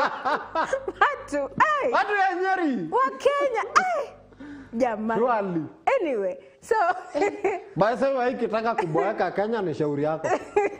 Ni vituko ziko. Number 8, if you stay a night in someone's house, make sure you make the bed before you leave. Kama ni hiyo Airbnb, hata kama umehire that space, when you're leaving the next day, at least make the bed. Sawa sawa? Kama umeenda family friend amekuhost ama a friend amekuhost, make sure you spread the bed before you leave. Si wewe ndo ulilala kwa kitanda, ulipata ikiwa imetengenezwa. Ukitoka acha tu kama imetengenezwa pia. Imagine hivyo tu. Alafu at least itakuwa ni kama a sign of gratitude. Imagine umeenda umelala mahali uiachanisha hivyo Masai. The next time hatataka kukuhost, namwambia hello, ati niko wapi hivi, niko stranded kidogo, sinaweza kuja. Hata mimi nimehama, ama nakwambia hata nimeenda, siko around. Ama hata niko na mgeni, hiyo wakati yako peke yake kwa nyumba. Nijua anajaribu kukuavoid kwa sababu haukuwa chenye ulifanya. Kitu kingine ikikuwa hapo kwa manyumba, tafadhali. Wawe ikiata kwa mtu, usijikaribisha jikoni. Yes. Subiri. Wewe ni mgeni. Relax. Mgeni yako sitting room. Usipite boundary ya sitting room. Hata wewe imeingia hata hajatoa viatu na siku hizi. Hata kama kiatu yako ni bei kali kuliko hiyo mkeka iko kwa hiyo nyumba toa. Toa, exactly. Ati mtu anakuja. Anakuja kama hata chicken, unaenda kuchokora hiyo fridge. Ni nini huko? Nyinyi haina juice. Kitchen. Hata kuna wise kubwa. Really? Hapo sasa ndio inarudi kusamiliana. Nyinyi iko fiti. Mko poa? Na ni nini mnapika? Unaenda kufungua sufuria ukiangalia. Ati na hii chakula usiweke chumvi ya kutosha? Ati na unaongeza chumvi tena. Really? Maji ya mgali sisi wanaume sote. Wewe iko kwako hesabu. Wewe unaongezeka kama hakuna. Guys, again, unwritten social rules. Let us pay keen attention to them. Sawa sawa? Haya, ingine. Hey, nayo ni kali. Masai. Number 9. When you borrow money from a friend. Sawa sawa? Ukiomba nini? Pesa. Kutoka kwa rafiki yako. Pay them back as soon as possible. Never make them ask for it. Sawa sawa? Umeomba pesa, umepewa kwa uzuri. Si hata kurudisha, surudishe vizuri. Kwa mzuri. Si lazima kutafute, cheki ile pesa nilikupea si usukume hivi. Kama magombano. Ati basi inakuwa ni mvutano. Unajua? Ama watu una avoid calls, una block. Ilieleza namna hivi. Kama wewe unataka kukosana na rafiki yako haraka sana Kenya. Kofesha pesa. Basi. Wewe utapoteza pesa na upoteze rafiki. Basi na inaenda tu hivyo. Kwisha. And surely pesa ni kitu ya kufanya watu wakosane. Ni vitu ya dunia. Ni vitu ya dunia. Haifai kwa hivyo. That's the sad thing. So many relationships, whether be it friendships ama family relationships, zimekosana juu ya mambo na do. And money shouldn't come in between such bonds. Sawa sawa. Kwa hivyo if umeomba mtu pesa, okay, I understand sometimes things happen. Na you are in a fix na unahitaji uloniwe tu pesa kidogo ndo uweze kujitoa kwa hiyo ngori. Lakini here's the thing. Kama umeomba pesa na umekubali, umeset a date ya kurudisha, usingoje mtu hadi akuulize. Kama unajua probably hiyo day ina approach na hauta make, inform them, mwambie tulikuwa tumekubaliana hii siku lakini ni kama kuna kitu kuna mali nimeshikana kidogo, situpush tu mbele kidogo, lakini ta make sure nimetafuta na nimerudisha. But sasa historia ni kublock, ni avoid calls zako. And here's the thing, once haziishagi. Utafanyia madharau hiyo time, alafu the next time uhitaji do na uwezi muomba kwa sababu ulimfanyia madharau. Kweli. So if you borrow someone money, a friend, sawa sawa, the set date yenye ulikuwa mmekubaliana, please return the money. Sawa? Don't dodge calls nini. Kuna ingine niliona content creator ametengeneza video. Ati number 1 alikuwa anapeana 3 steps on how to avoid kulipa deni. Ati so number 1, ati pretend umeumwa na tsetse fly. Ati step number 2, pretend that you have acute amnesia, ile yenye haukumbuki vitu. So unamwongelesha unamwambia hi, how are you? Ambia uko poa. Akitisha pesa. Naongea na nani tena? Ati sasa ati tulikuwa tunasema nini? Mimi. Nilifanya mimi pesa. Really? Niko na uhakika. Bas. So let's not get to those marafiki kama hizo. Let's not get to those lengths of pretending to even be sick. Ati ndo uweze kuavoid kulipa deni. If you borrow money, make sure you pay it on time. Sawa sawa? Haya, number 10. Usikuwe rude to customer care service providers. Sawa sawa? Wako hapo kufanya kazi yao. Exactly. Saa zingine inakuanga irritating kusikia wakirudia the same thing, but now that's the thing. Wamekuwa trained ku communicate hivyo. So even you being rude to them doesn't mean that watachange venye wana communicate to you. Just be respectful and uelewe ni kazi yako, kazi pia yeye. Sawa? Na pia customer care service providers, let's be patient with people pia tusiwajibu vibaya kwa sababu people are different and people have different ways of expressing themselves.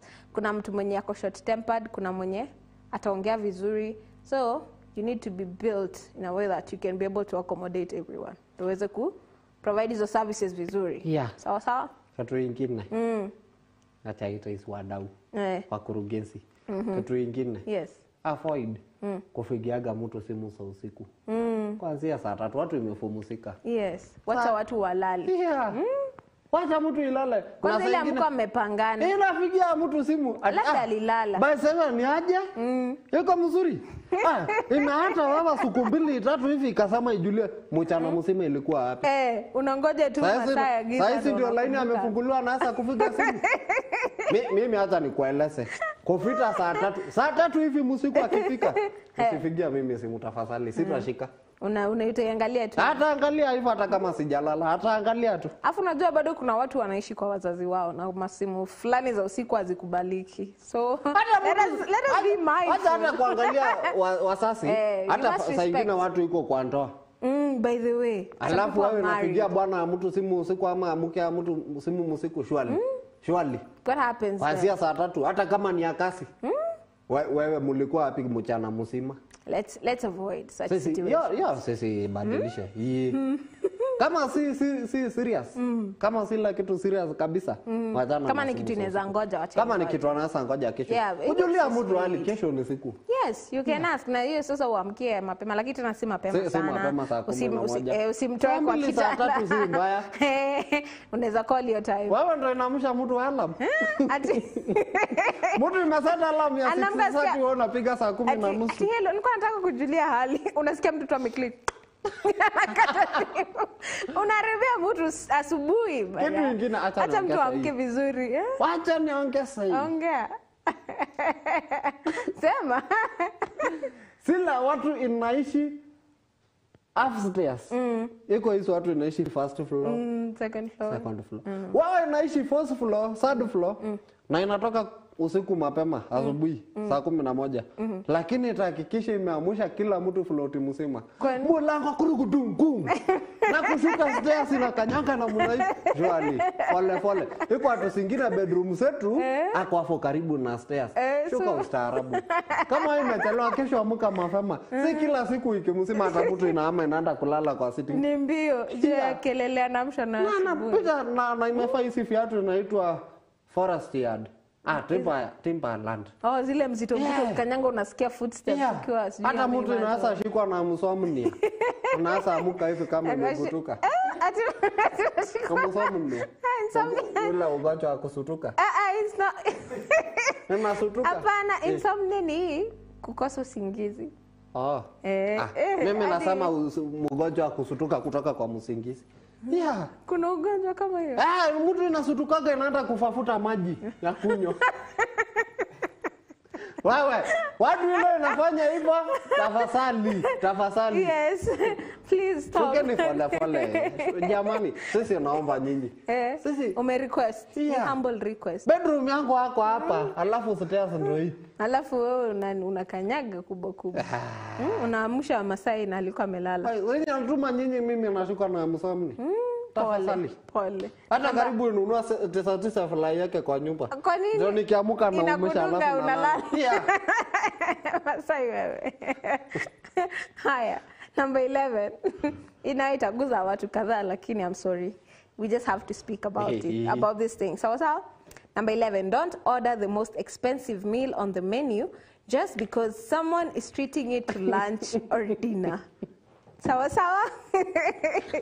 Usiorder the most expensive thing. Ati juu nimekuja nimekwambia je cheki. Si leo let me go spoil you lunch. Atanunua? Unanunua? Nanunua. Twende. Lata pizza, mpaka ile lamu juice. Na hiyo kitu sisi. Cocktail. Lata cocktail hapa. Kila kitu. Na itamaliza. Bas. Like ama unaenda unaangalia hadi unaangalia vitu zenye haujai kula. Yeah. Asi sasa unafanya experiments vitu zenye expensive and you've never eaten. Unafanya experiment na wallet ya mtu. Na baiseni nikwambia, hizo vitu za bei kali, si sote inakuaga tamu. Yeah, utaoda mavitu ushindwe kukula alafu ama ulale kwa nini? Mimi nilifala kwa fahali. Akasema kwa shauri sijawahi kukula fisa, hata ikule. Nini ulifanya? Soko fenda. Kwani ulikula gani hiyo? Sujui, lakini hata ilikuwa mara ya mwisho. Hujai kula tena? Niliacha hapo. Hata nilieleza, wewe unakulaga fisa? Wewe siitisha yako, sisi ikula tu mmoja. Kwa shauri. Vitu expensive si tamu. Si sote, sisemi sote, lakini iko singine. Zenye si tamu. Unasikia mtu anasema ati, "Aka mimi biscuits ti." Sanya kwa shauri inaitwa biscuits iko na big sweet. Kenda kuramba. Kwa hivyo to avoid ku-experiment na wallets za watu. Sawa sawa? Kama mtu amekuinvite lunch ama dinner, hata kama ni mzazi wako, unajua kuna sometimes whereby mzazi anakuambia, "Uko taone, umekula lunch hapana, kuja tuende tukakule." Sema, ni mzazi ananunua bas. The most expensive thing on the menu, I am going to buy it. Let's be, kwa mustarabu sama, mimi nitakula maji peke yake. Hata si maji peke yake. Unaweza kula chakula lakini Masai sema ukweli, wacha kudanganya watu, huwezi itisha maji peke yake. Mimi rasa itisha maji kama hiyo hoteli hakuna nyama. Really? Unaona sasa like itisha tu kitu normal like chipo na kitu a drink like usiitishe kitu tu overboard ati kwa sababu ni mtu mwingine atalipia hiyo meal. Sawa kama ni experimenting hizi menus endo experiment na pesa yako, ndio ukiamua ku spend 2000 on a meal probably that's okay with you, alafu aujui budget wa mtu inakaaje. Sawa kwa hivyo there's this rule yenye tulikuwa tunaambiwa when we were growing up tukiwa high school. There was a very very nice teacher, lady teacher mwenye alikuwa anatuambia in any case, if you are, alikuwa tuambia utafika hiyo point ya courtship, right? If in any case you're going out na mtu amekuinvite out for a meal, yeah, make sure that whatever it is you order uko na pesa kwa mfuko ya kulipa. Kama haitafika, kama chenye utaorder haijatosha pesa uko nayo kwa mfuko, achana nayo. Achana nayo. If you can't afford what you're ordering, don't ask for it. Kwa sababu hapo tunajipatanga kwa situations whereby Masai mnaenda mahali kukula, a disagreement inatokea kidogo, unatoka mwenye mlikuwa naye anatoka na kuachana bill. Na hauna pesa ya kulipa. And the people in the hotel don't want to know. Hata kuchonga viazi ama kukutandika. People are very heartless now. Baraka wewe ilikula. Unapigwa. Naongeza kitu kingine, hizi ni mingi. Tafadhali. Hata kama ni rafiki yako na amekuja na gari. Usiingie kwa gari kama haijaelezwa ingie. Ngoja ieleze asi kama mimi baba wewe. Ile mtutu gari inakuja hadi kwa shauri. Amesema ameshaingia. Mimi hawa. Hadi niko ndani sasa kwa mimi baba wewe. Hapana. Tulia. Acha mtu. Fengine hata naingia kwa gari na mdosi yake iko nyuma. Kasi ya mtu inaisha namna hiyo. Unajua vitu zingine wewe unaingia kwa gari ya wenyewe na kelele. Na mdosi ama wasasi yake iko nyuma. Ama wasaya kanisa. Unajua kama watu nimeheshimiwa kama mimi nimeheshimiwa kwa kijiji yetu sijui kwa town. Lakini sasa just imagine mimi amekuja na ile gari yangu Defender. Amebeba wasaya kanisa hapo nyuma. Ama G-Wagon. Amebeba msaya kanisa hapo na baba yangu. Alafu nakuja rafiki yangu. Nakuja ameingia. Kwa sababu tuseme Jaffa ingekuwa rafiki yangu ikuje. Kama umepiga kelele. Just imagine. Na amekuja ameingia gari amekaa na amejikeep comfortable. Alafu sasa ikijua yuko watu ndani nini iko hapo iko msuri. Hapo inashuka. Na wewe ndio uliamua kujiingia. Alafu ikirudi kwa gari unasikia baba yako imeuliza, "Hizo ndio rafiki wewe unatembea nao?" Hawa ndio watu unatembea nao. Mimi naruka hapa. Mimi hata sijui haya. Umjui aje na amekuja akakuita hadi na jina. Anyway, mimi najulikana sana. Sijui. Yeye anakujua lakini wewe umjui. Mimi sijui. Hivyo ndio unarukanga watu. Tumekujua sana. Anyway, ingine number 12, avoid making surprise or unannounced visits. Ile unaenda kutembelea mtu na hujamwambia. Utapigwa na butwa.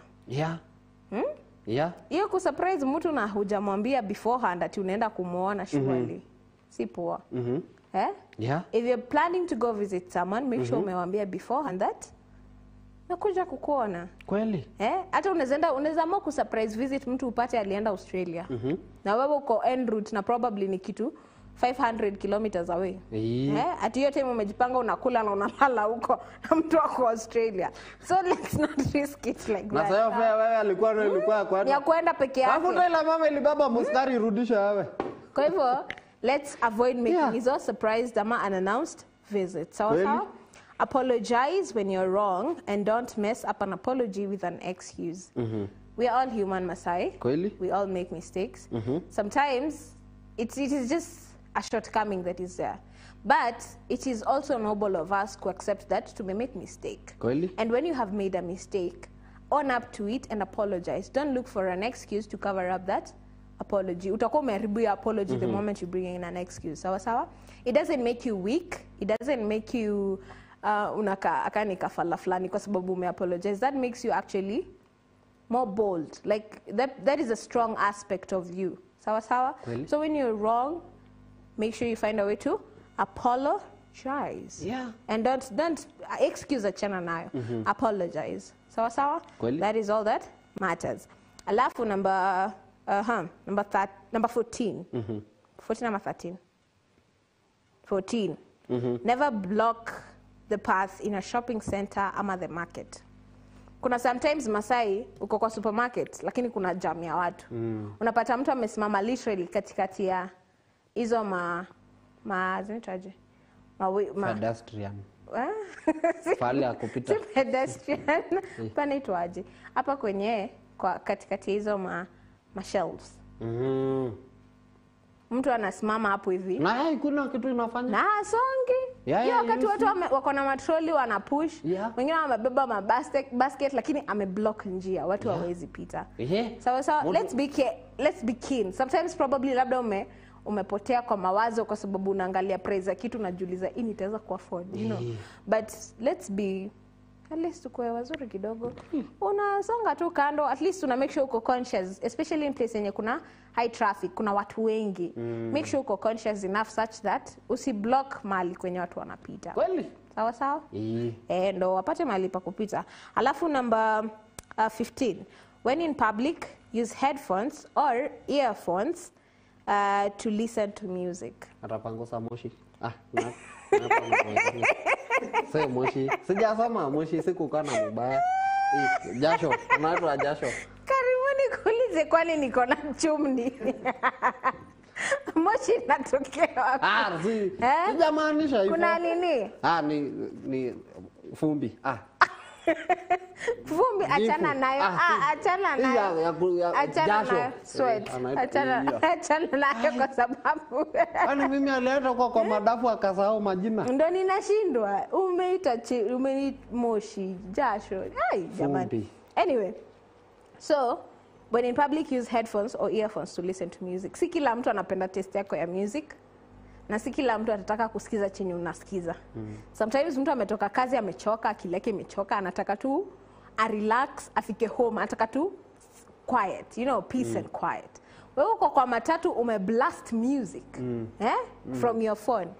Tafuta earphones, tafuta headphones. Zadi earphones hizi ni kitu 150 bob. Weka tu usikize, ujipigie kelele wewe mwenyewe. Ni nini unacheka Masai? Ni nini? Nakumbuka jamaa nyingine ilikuwa inaona cartoon kwa gari. Mama sauti kubwa. Sauti yote surely. Jiwekee kwa masikio, jipigie kelele wewe mwenyewe. Ukiwatch yenye unataka, usidistract watu wengine. Sawa sawa. Ndio maana tunasema these are unwritten social rules. Ni vitu tu zinafaa kwa appeal kwako. I'm not saying atusemi ati ni vibaya kufanya hivyo, lakini be mindful of the people around you because remember you're in a social setup. Uko kwa setup yenye kuna watu. Kwa hivyo you need to know how to coexist with these people that are there. Probably unapenda music type fulani. Kuna mwingine mwenye hataki kusikia. Ama wewe unataka kuwatch cartoon, kuna mwingine apindi hizo makelele za cartoon. Amekuwa na a very long day, anataka tu some peace and quiet. Wewe na wewe ndio hiyo una blast up hivi cartoon. Tom and Jerry. Na hataki kusikia hizo kwanza sound effects. Hataki kuzisikia. So let's be mindful of that. After earphones, vaa kwa masikio. Kuna mtu atakusumbua ukiwa na earphones. Utajipigia kelele ukiwa peke yako, okay? Alafu kuna number 16. Show the same respect to everyone despite their background or social class. Ama miaka. Tuheshimiane. Sawa sawa? Let's all respect each other. Isikuwe utarespect a certain group of people, uachane na wengine. Whether it's peers, whether it's people who are younger than you, whether it's that service provider or conductor kwa matatu, whether it's that waitress ama that waiter mwenye anakuserve, whoever it is, let's all just respect everyone, right? Na tunashinanga tukisema treat others how you want to be treated. Ukienda mahali Masai, you will appreciate it kama watu watakureceive vizuri, si ndio? Kama watu watakutreat poa. But I'm imagining in a place whereby umeenda and people choose to, unaona wanaongelesha wengine vizuri lakini kikujani kwako kwa sababu probably you have a different social class, wanaamua kuongelesha vibaya. It's not the best picture. So, respect everyone. Alafu you never know. Najua tunashinanga tukisema hii mambo ya you never know tomorrow ni Saturday. So, what are you saying? Here's the thing. When we say you don't know tomorrow, it's just a figurative word ya kusema haujui kwenye utapata mtu in the next day, ama in the future, ama no one knows what is to come. Na sasa inasemaga dunia ni mferengo. Yes. Yeah. Whatever goes round comes back. Right back. Unanchanganya. What goes around comes back right around. Yeah. Sindo? Nimesema vizuri. What goes around comes right back around. However, be careful how you treat people around you. Sawa sawa? They may not seem like a someone right now. Lakini kumbuka our final plans ziko kwa mikono ya Mungu. Sawa sawa? Kwa hivyo today they may seem like a nobody, but tomorrow utaingia kwa ofisi na utampata kama manager. Na by the way, hizi story si story tu. You've had people tell stories and you're like, that is what happened. And I look down on someone probably jo alikuwa a cleaner. Mse ameclean in the process of cleaning akajikuza. The next point anaenda kumpata kwa nini? Kwa kiti ya manager in a company ya colleague. Wewe si ule mwenye ulikuwa unapanguza nini? You know. So, let's be careful how we treat other people. Let's just respect. Sawa, alafu, let's just respect each other. Despite of social class, despite of backgrounds, despite of age. Sawa? Haya, number 17. Never invade someone's personal life. Sawa? Usiingilie mambo ya mtu. Hata ni nyamase. Mambo ya mtu personal. Sawa. Hata ni nyamase. Nini? Nimenyamaza. Kwa kasi ni kasi. Alafu ita ni baada ni mambo mengine. Sisemi kitu. Usiingilie mambo ya mtu personal. Sawa? It is not right to go digging into someone's personal life. There's a reason why inaitwa personal life. Iko specific to them. So, hiyo kwenda dig around for information about someone's personal life, where are you going to use that information? Ama where are you taking it? Let's not dig into people's private lives. Sawa? Siko sawa. Do not dig into people's personal private lives. Whatever. Really? Whatever people are okay with sharing, let them share it. But yenye mtu ana feel hayuko comfortable kushare with the public, don't push them ama don't keep on digging for that information. Tosheka na chenye mtu anakubali kushare, whatever they don't want to share, it is for them. It is personal. It is specific to them. So let them keep it to themselves. Sawa? Haya, number 18.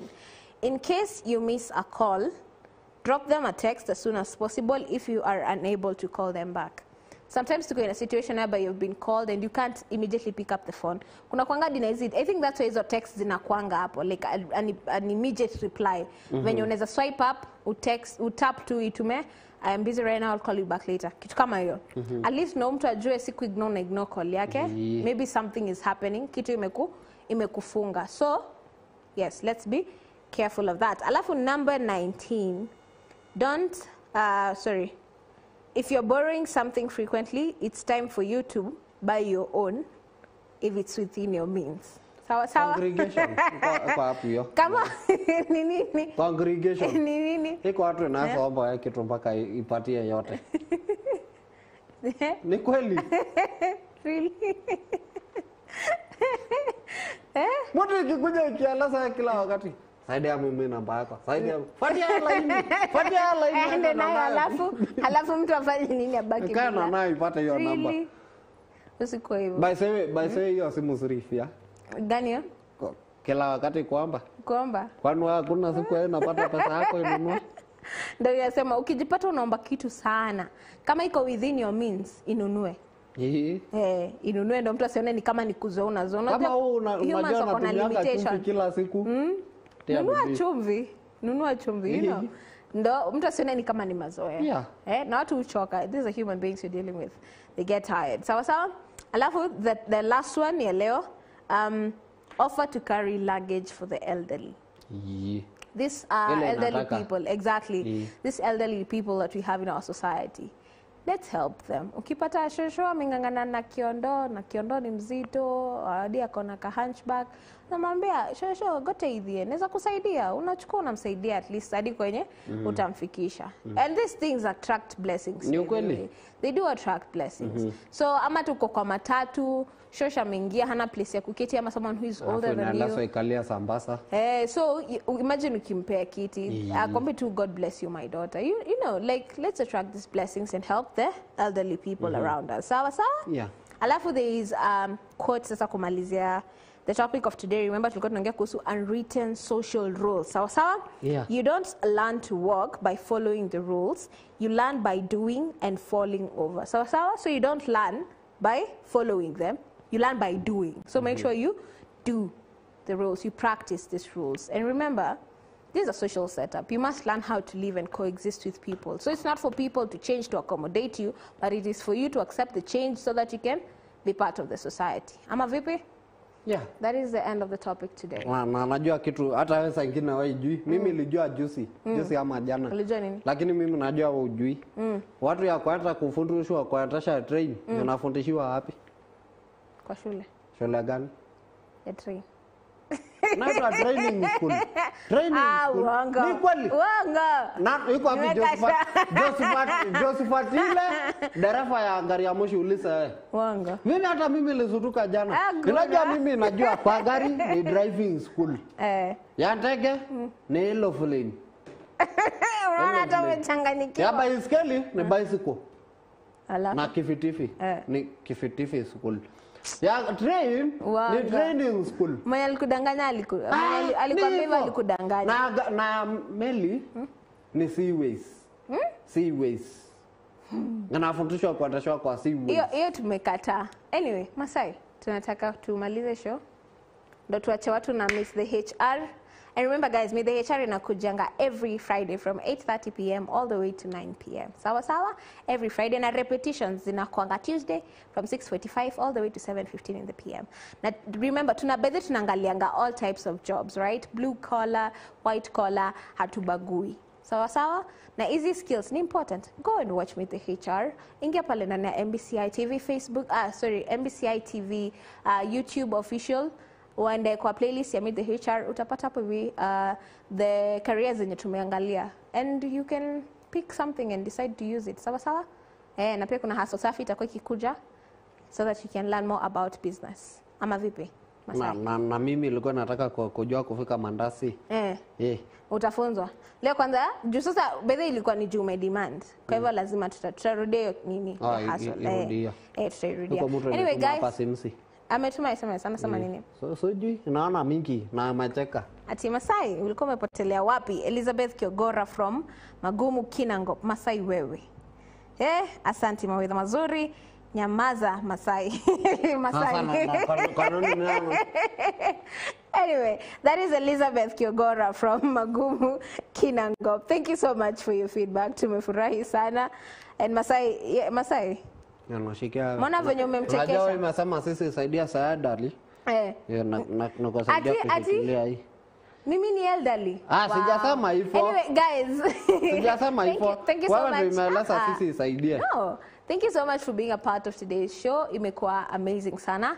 And next time pia come through na uite marafiki, tell them to also come join in so that we can be here together. Thank you to our camera person Japheth, thank you for being here. Na pia thank you to our Madam Super Director Perpetual Nyambura pale, na pia pale graphics kuna Jeff Care, na kwa programming kuna the beautiful Natasha Wamboi, our head of TV Mr. Willie Sikimani, head of radio Mr. Munene, overall the general HOD, Mr. Njogu Githinji, and our overall director, Apostle John Kimani William. A big thank you to you again, our dear viewers, for joining us today. My name is Sylvia Wanja. I hope to see you guys next week, same place, same time. Kesho sisahau kwenda church. Sawa sawa, and you have a blessed week ahead. Masai? Ambia watu bye. Kwaheri. Yes.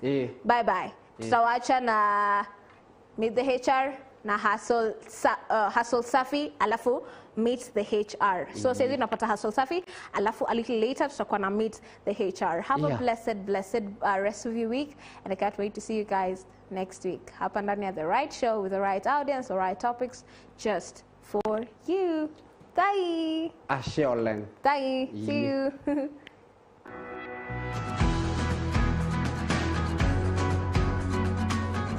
Hello guys, welcome to this amazing segment ya Hustle Safi, where we learn how to make money either as a side hustle or unajifunza tu if you don't have a business, something that you can do using very little capital and of course upate profit, because that's the end goal ya every biashara. So karibuni sana, ambia marafiki zako wakuje so that you can get ideas. So hapa ndani ya Hustle Safi tutakuwa tunasaidiana, tutakuwa tunaoneshana what are you supposed to do, ni biashara gani unaweza anza na pesa kidogo tu, and you make some good money out of it. So it's something small that you can do, but it's something big that you can use to make money. Now, for this first episode, tutakuwa tukianza na as a side hustle. So hii ni ya mtu mwenye uko na vitu zingine unafanya mchana, right? Kama maybe you have kids at home, ama uko na job and unafanya mchana, and now this what I'm telling you right now is making very good money, but unaweza ifanya early in the morning and in the evenings. So for this ni job ya kuuza chapati and mandazis. As easy as that sounds, una invest vizuri, na ukikuwa very careful with this business, you can make a lot of money out of it. Now, let us start. Hii job ya mandazi na chapati we na work vizuri sana early in the mornings and jioni in the evenings. So, hii job utaifanya for only 5 hours. So, I'm giving you a job opportunity enye unafanya job for 5 hours, but you're getting enough money. Right? So we are making chapatis and we are making mandazis. So chapati tutakuwa tunaitengeneza jioni watu wakienda home. Mandazi will be making them early in the morning while people are going to work, watu wanaenda kufungua job zao, watu wanaenda kufungua duka zao, and most of the time hawakangi wamekunywa breakfast, so they want to take something haraka as they go. Now that is where mandazi comes in. So for mandazi you can make them from 6 the morning mpaka 8:30. By 8:39 most of the people wanakuanga already washafika job. Sawa? So we're starting with the mandazis, as you said. So for the mandazis, you'll just make them from 6, not actually making them, selling them. Utajua utatengeneza either before, or another idea unaweza kuwa ukitengeneza as they buy. So you just get somewhere tengeneza na pia watu wananunua at the same time. Alright? So this is only 2.5 hours. So in 2.5 hours utakuwa make some very good money, and then tunazihesabu pamoja. Chapatis you make in the evening while people are going home. People are very tired. Na nataka kwenda kupika supper. Most of the time they want to buy these chapatis. Most of the time watu wameshinda kwa ofisi, wameshinda job, they've not taken lunch, so they want to grab something as they go. So this works well for the chapatis. It works very well in the evening from say 5:30, around 5:30 till around 4:30. Let's say 4:30 as people go. Utafuta hapo. Works well from 4:30 till around 7 in the PM. By 7, most of the people washaanza kupanda magari wakienda makwao. Alright? So this is only 2.5 hours again. So hii job tunafanya for only 5 hours and you're good to go. Now, what do we need? Kwanza kuuza mandazi and chapatis. Now, it's an actual investment and hautakuwa na buy every day. That is jiko. So jiko nowadays, it goes for around 350 shillings. The normal jiko. You don't need a very sophisticated jiko ya kupika mandazi na ni ya job. Tunataka kusave as much as possible. So it goes for around 350. Makaa at this point, enye utanidi ya kupika both mandazis and chapatis goes for around 150. Because nini moja, nowadays it's 50 shillings. And that will use for around maybe 1 round ya kupika. So for the total, counting, if you're using only 1 bag for mandazis and 1 bag for chapatis, you'll use makaa ya 150. Okay? So makaa, tunaipea 150 shillings. This is per day, remember? That is per day, because hii jiko hautanunua every day. Sawa, so jiko ni constant. You're buying it only once. But makaa unainunua kila siku, and that goes for 150. Now, you'll need unga ya mandazi na unga ya chapati. Hizo ni unga mbili. So, for flour, nowadays, flour inauzwa at 192, but let's just give it 200. But now, we'll need 2, okay, for chapatis and for mandazis. So that is 400 shillings. Okay, so we're using 150 for makaa, 400 for the flour. Cooking oil, ndo siku hizi imefanya ile maneno. Okay, cooking oil, just a liter would do. So a liter would do for both. That goes for around 350. We are using the standard one. Then now I'll give you a secret. Now in ya mandazi. Making normal mandazis, people would buy from anywhere.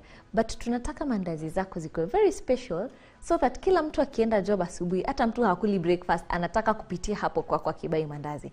Now I'll give you a secret. Kuoneka a secret ingredient. Enye, unajua people would really love it. Some people use cinnamon.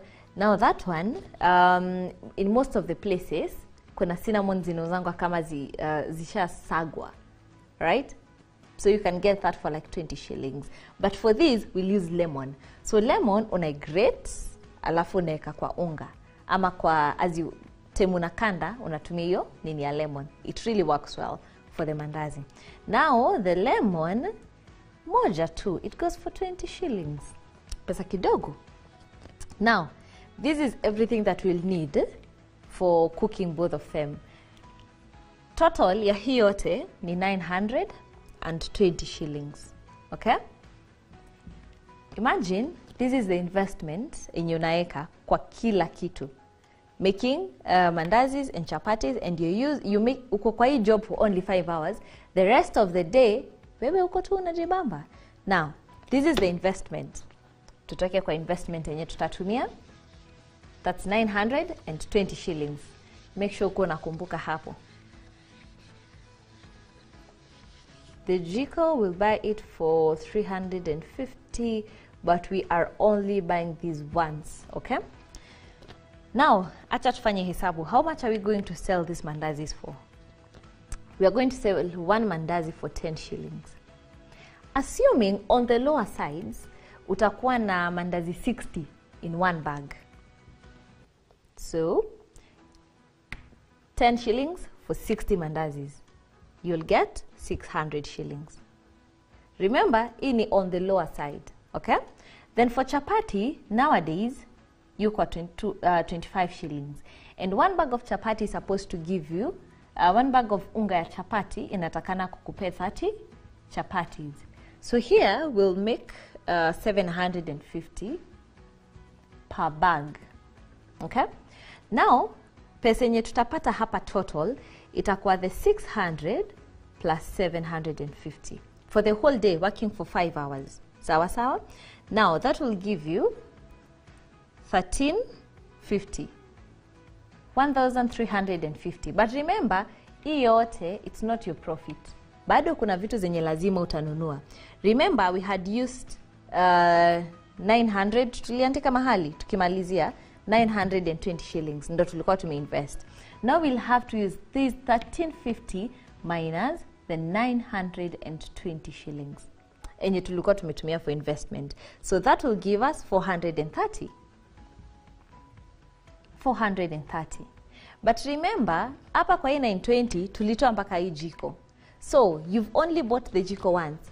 The first day ndo uta make 430. But the rest of the days utakuwa na make 430 plus 350. Sawa? But now the 350 wacha tuiweke for the risks zenyewe zina happen kwa biashara. You know, on the lower days when you don't make more money, ama watu wenye watakuja wa bargain, you know, wauzie 15 shillings badala ya 25 shillings, watu watakuja wa bargain wauzie mandazi 5 shillings badala ya 10 shillings. So 350 wacha tuiweke kama risk. So on the lower side, on the higher side, tutakuwa tuna make 430 each day as profit, working for only 5 hours. Now, per month, utakuwa napata how much? Per month, utakuwa napata this 430 times, let's say 25 days, if you don't work on the weekends, maybe on Sunday. Ama tuseme tu there are 5 days zenye hautafanya kazi. So, 430 plus times the 25 days that you'll work, hivyo peke yake ushatengeneza. Chata ni warabie so that you can see this money, it's moneying very well.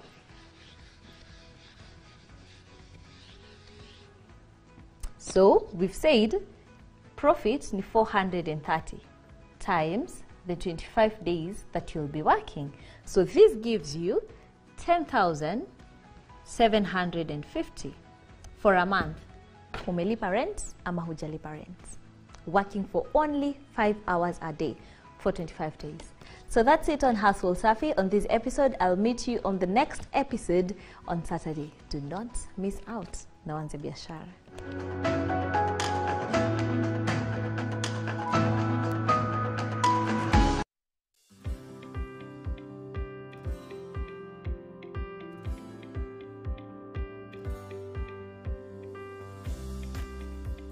Hello everyone and welcome to Meet the HR Show right here on MBCI. My name is MC Abel. Abel Opio is my real name. But anyway, this is where you learn a lot about people and what they do. Keep it here, keep it locked. How did you start your MCing journey? When did you know that, I can actually do this and pursue this? Okay. Well, the year was in 2005. Come on, that's it. Anyway, so what happened is I came from high school, that was in 2005. Yes. And then my big bro took me straight to the stage. He was like, hey, we have an event at Alliance Francaise Mombasa. Would you like to do something with us? I was like, I've never done this. He's like, you need to. And then he put me on stage. Yeah. So the background, if you trace it, you'll find that I started all the way being on stage when I was in high school. And this is about drama, music festival in primary. I remember having my first wedding. I hope this pastor is going to watch this. And you didn't get to that. They need to know. My first wedding, and this pastor really excited me. I got on stage. I had never done a wedding before. So I did my thing. I was copying a guy from Mombasa, Tanzania, called King Wendu. So I copied him for a very long time, and that was the act that I was putting on stage. Went for his wedding, came out very excited, told my friend, I'm going to take them out, I'm going to be paid. And as soon as I get into this matatu, there's a place called Chuda, all the way to the town, that's the CBD in Mombasa. And I had this loud ring on my phone. I knew, yes, we made it, only to be surprised to have 500 bob. And I had a band of like 8 people that I promised I'm going to take them out. So I was like, guys, I just can't pay for your fare to town. And please everybody go home. I was so disappointed. But it was my first time actually getting paid for a wedding. So from then, it has been just a journey of ups and downs. We are turning 19 here. This year, 19, yes, in hosting. Wow. Yeah. 19 years. 19 years. That is amazing. So how did your parents react to you taking MC's on as a career?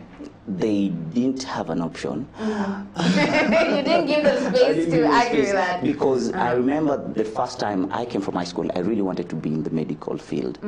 And so what I did was, I was on my way to register for a nursing training at, I think it was Makadara, that is in Mombasa, the Coast General Hospital. They have a nursing wing.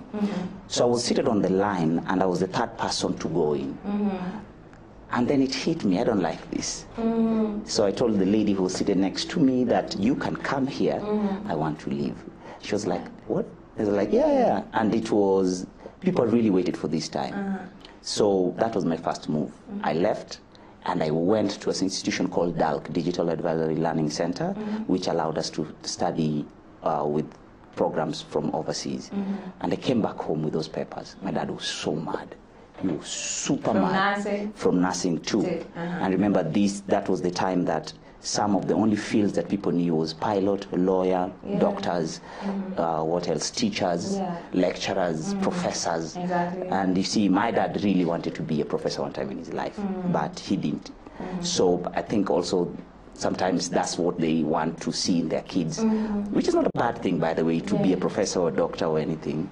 But now I went, and then in that line, all you can, I think, study in that line is something to do with communication. So I went, came back home, told my dad, I'm starting with a certificate in communication. He was mad, but hey, here we are. So tell us, what are some of the misconceptions that are there about being an MC? And can you confirm them if they're true? Or just... all right. Say? Let me see. Number one, I think people think if you're a good storyteller, you can host an event, you can be the MC. So in circles where people just telling stories, somebody's hired, and then they think this guy can kill it or host us. And also, there's the idea that it's not supposed to be paid for. Like you're enjoying what you're doing, so just do it. Just do it, or you get into conversations where, you know, my uncle, kuna uncle yangu anaweza fanya kitu, you know, and he has been doing it. And so the event space keeps on changing with time. And even right now, I think people believe if you're a content creator, you can host an event. And those are among the things. Of course, there's some who are doing a very good job at it, because maybe the question they ask, they'll come, they'll DM or something, get somebody who knows how to do it, and ask a little bit of these questions here and there, and then they get it right, or actually hack it. I think just to mention, just are the few ones that I think come to the top of mind right now. And so we decided to get the Dr. Fanike maybe to give us a little bit of guidance in a small book where maybe it also helps the people who are in that space to have some crash course on it before you get on stage and actually get to understand that what you might be playing with puts food on somebody else's table. And it's a serious gig. Don't just take it as jokes up with unafanya. Okay, so tell us more about the book. The book? So this is the book. So it's a guidance. It is actually a guidance into that world. It being my first, or our first book that we did. It's a guidance because, again, we are growing into a space where we might not have the same energy to do what these kids are doing right now. They're amazing kids coming up. I mean, if you check on the social media spaces, they are doing an amazing job. And unfortunately, I think what we think is right, just to go and pick somebody from anywhere. And even myself, what I've put out there as the art is the good side of the whole thing, which is not usually it. So we lie, and like I'll give you an example, for weddings, most videos that you'll find are dance or some jokes with Skuma Wiki or something, there's something. But you see, if you go and check on the need or the idea behind what people are doing, it's very different. The shoe game, people are doing it so much, it's from where people need to know each other. Do people really know each other? It's fun, of course, it breaks ice, but the idea behind it was, do you really know each other? You understand?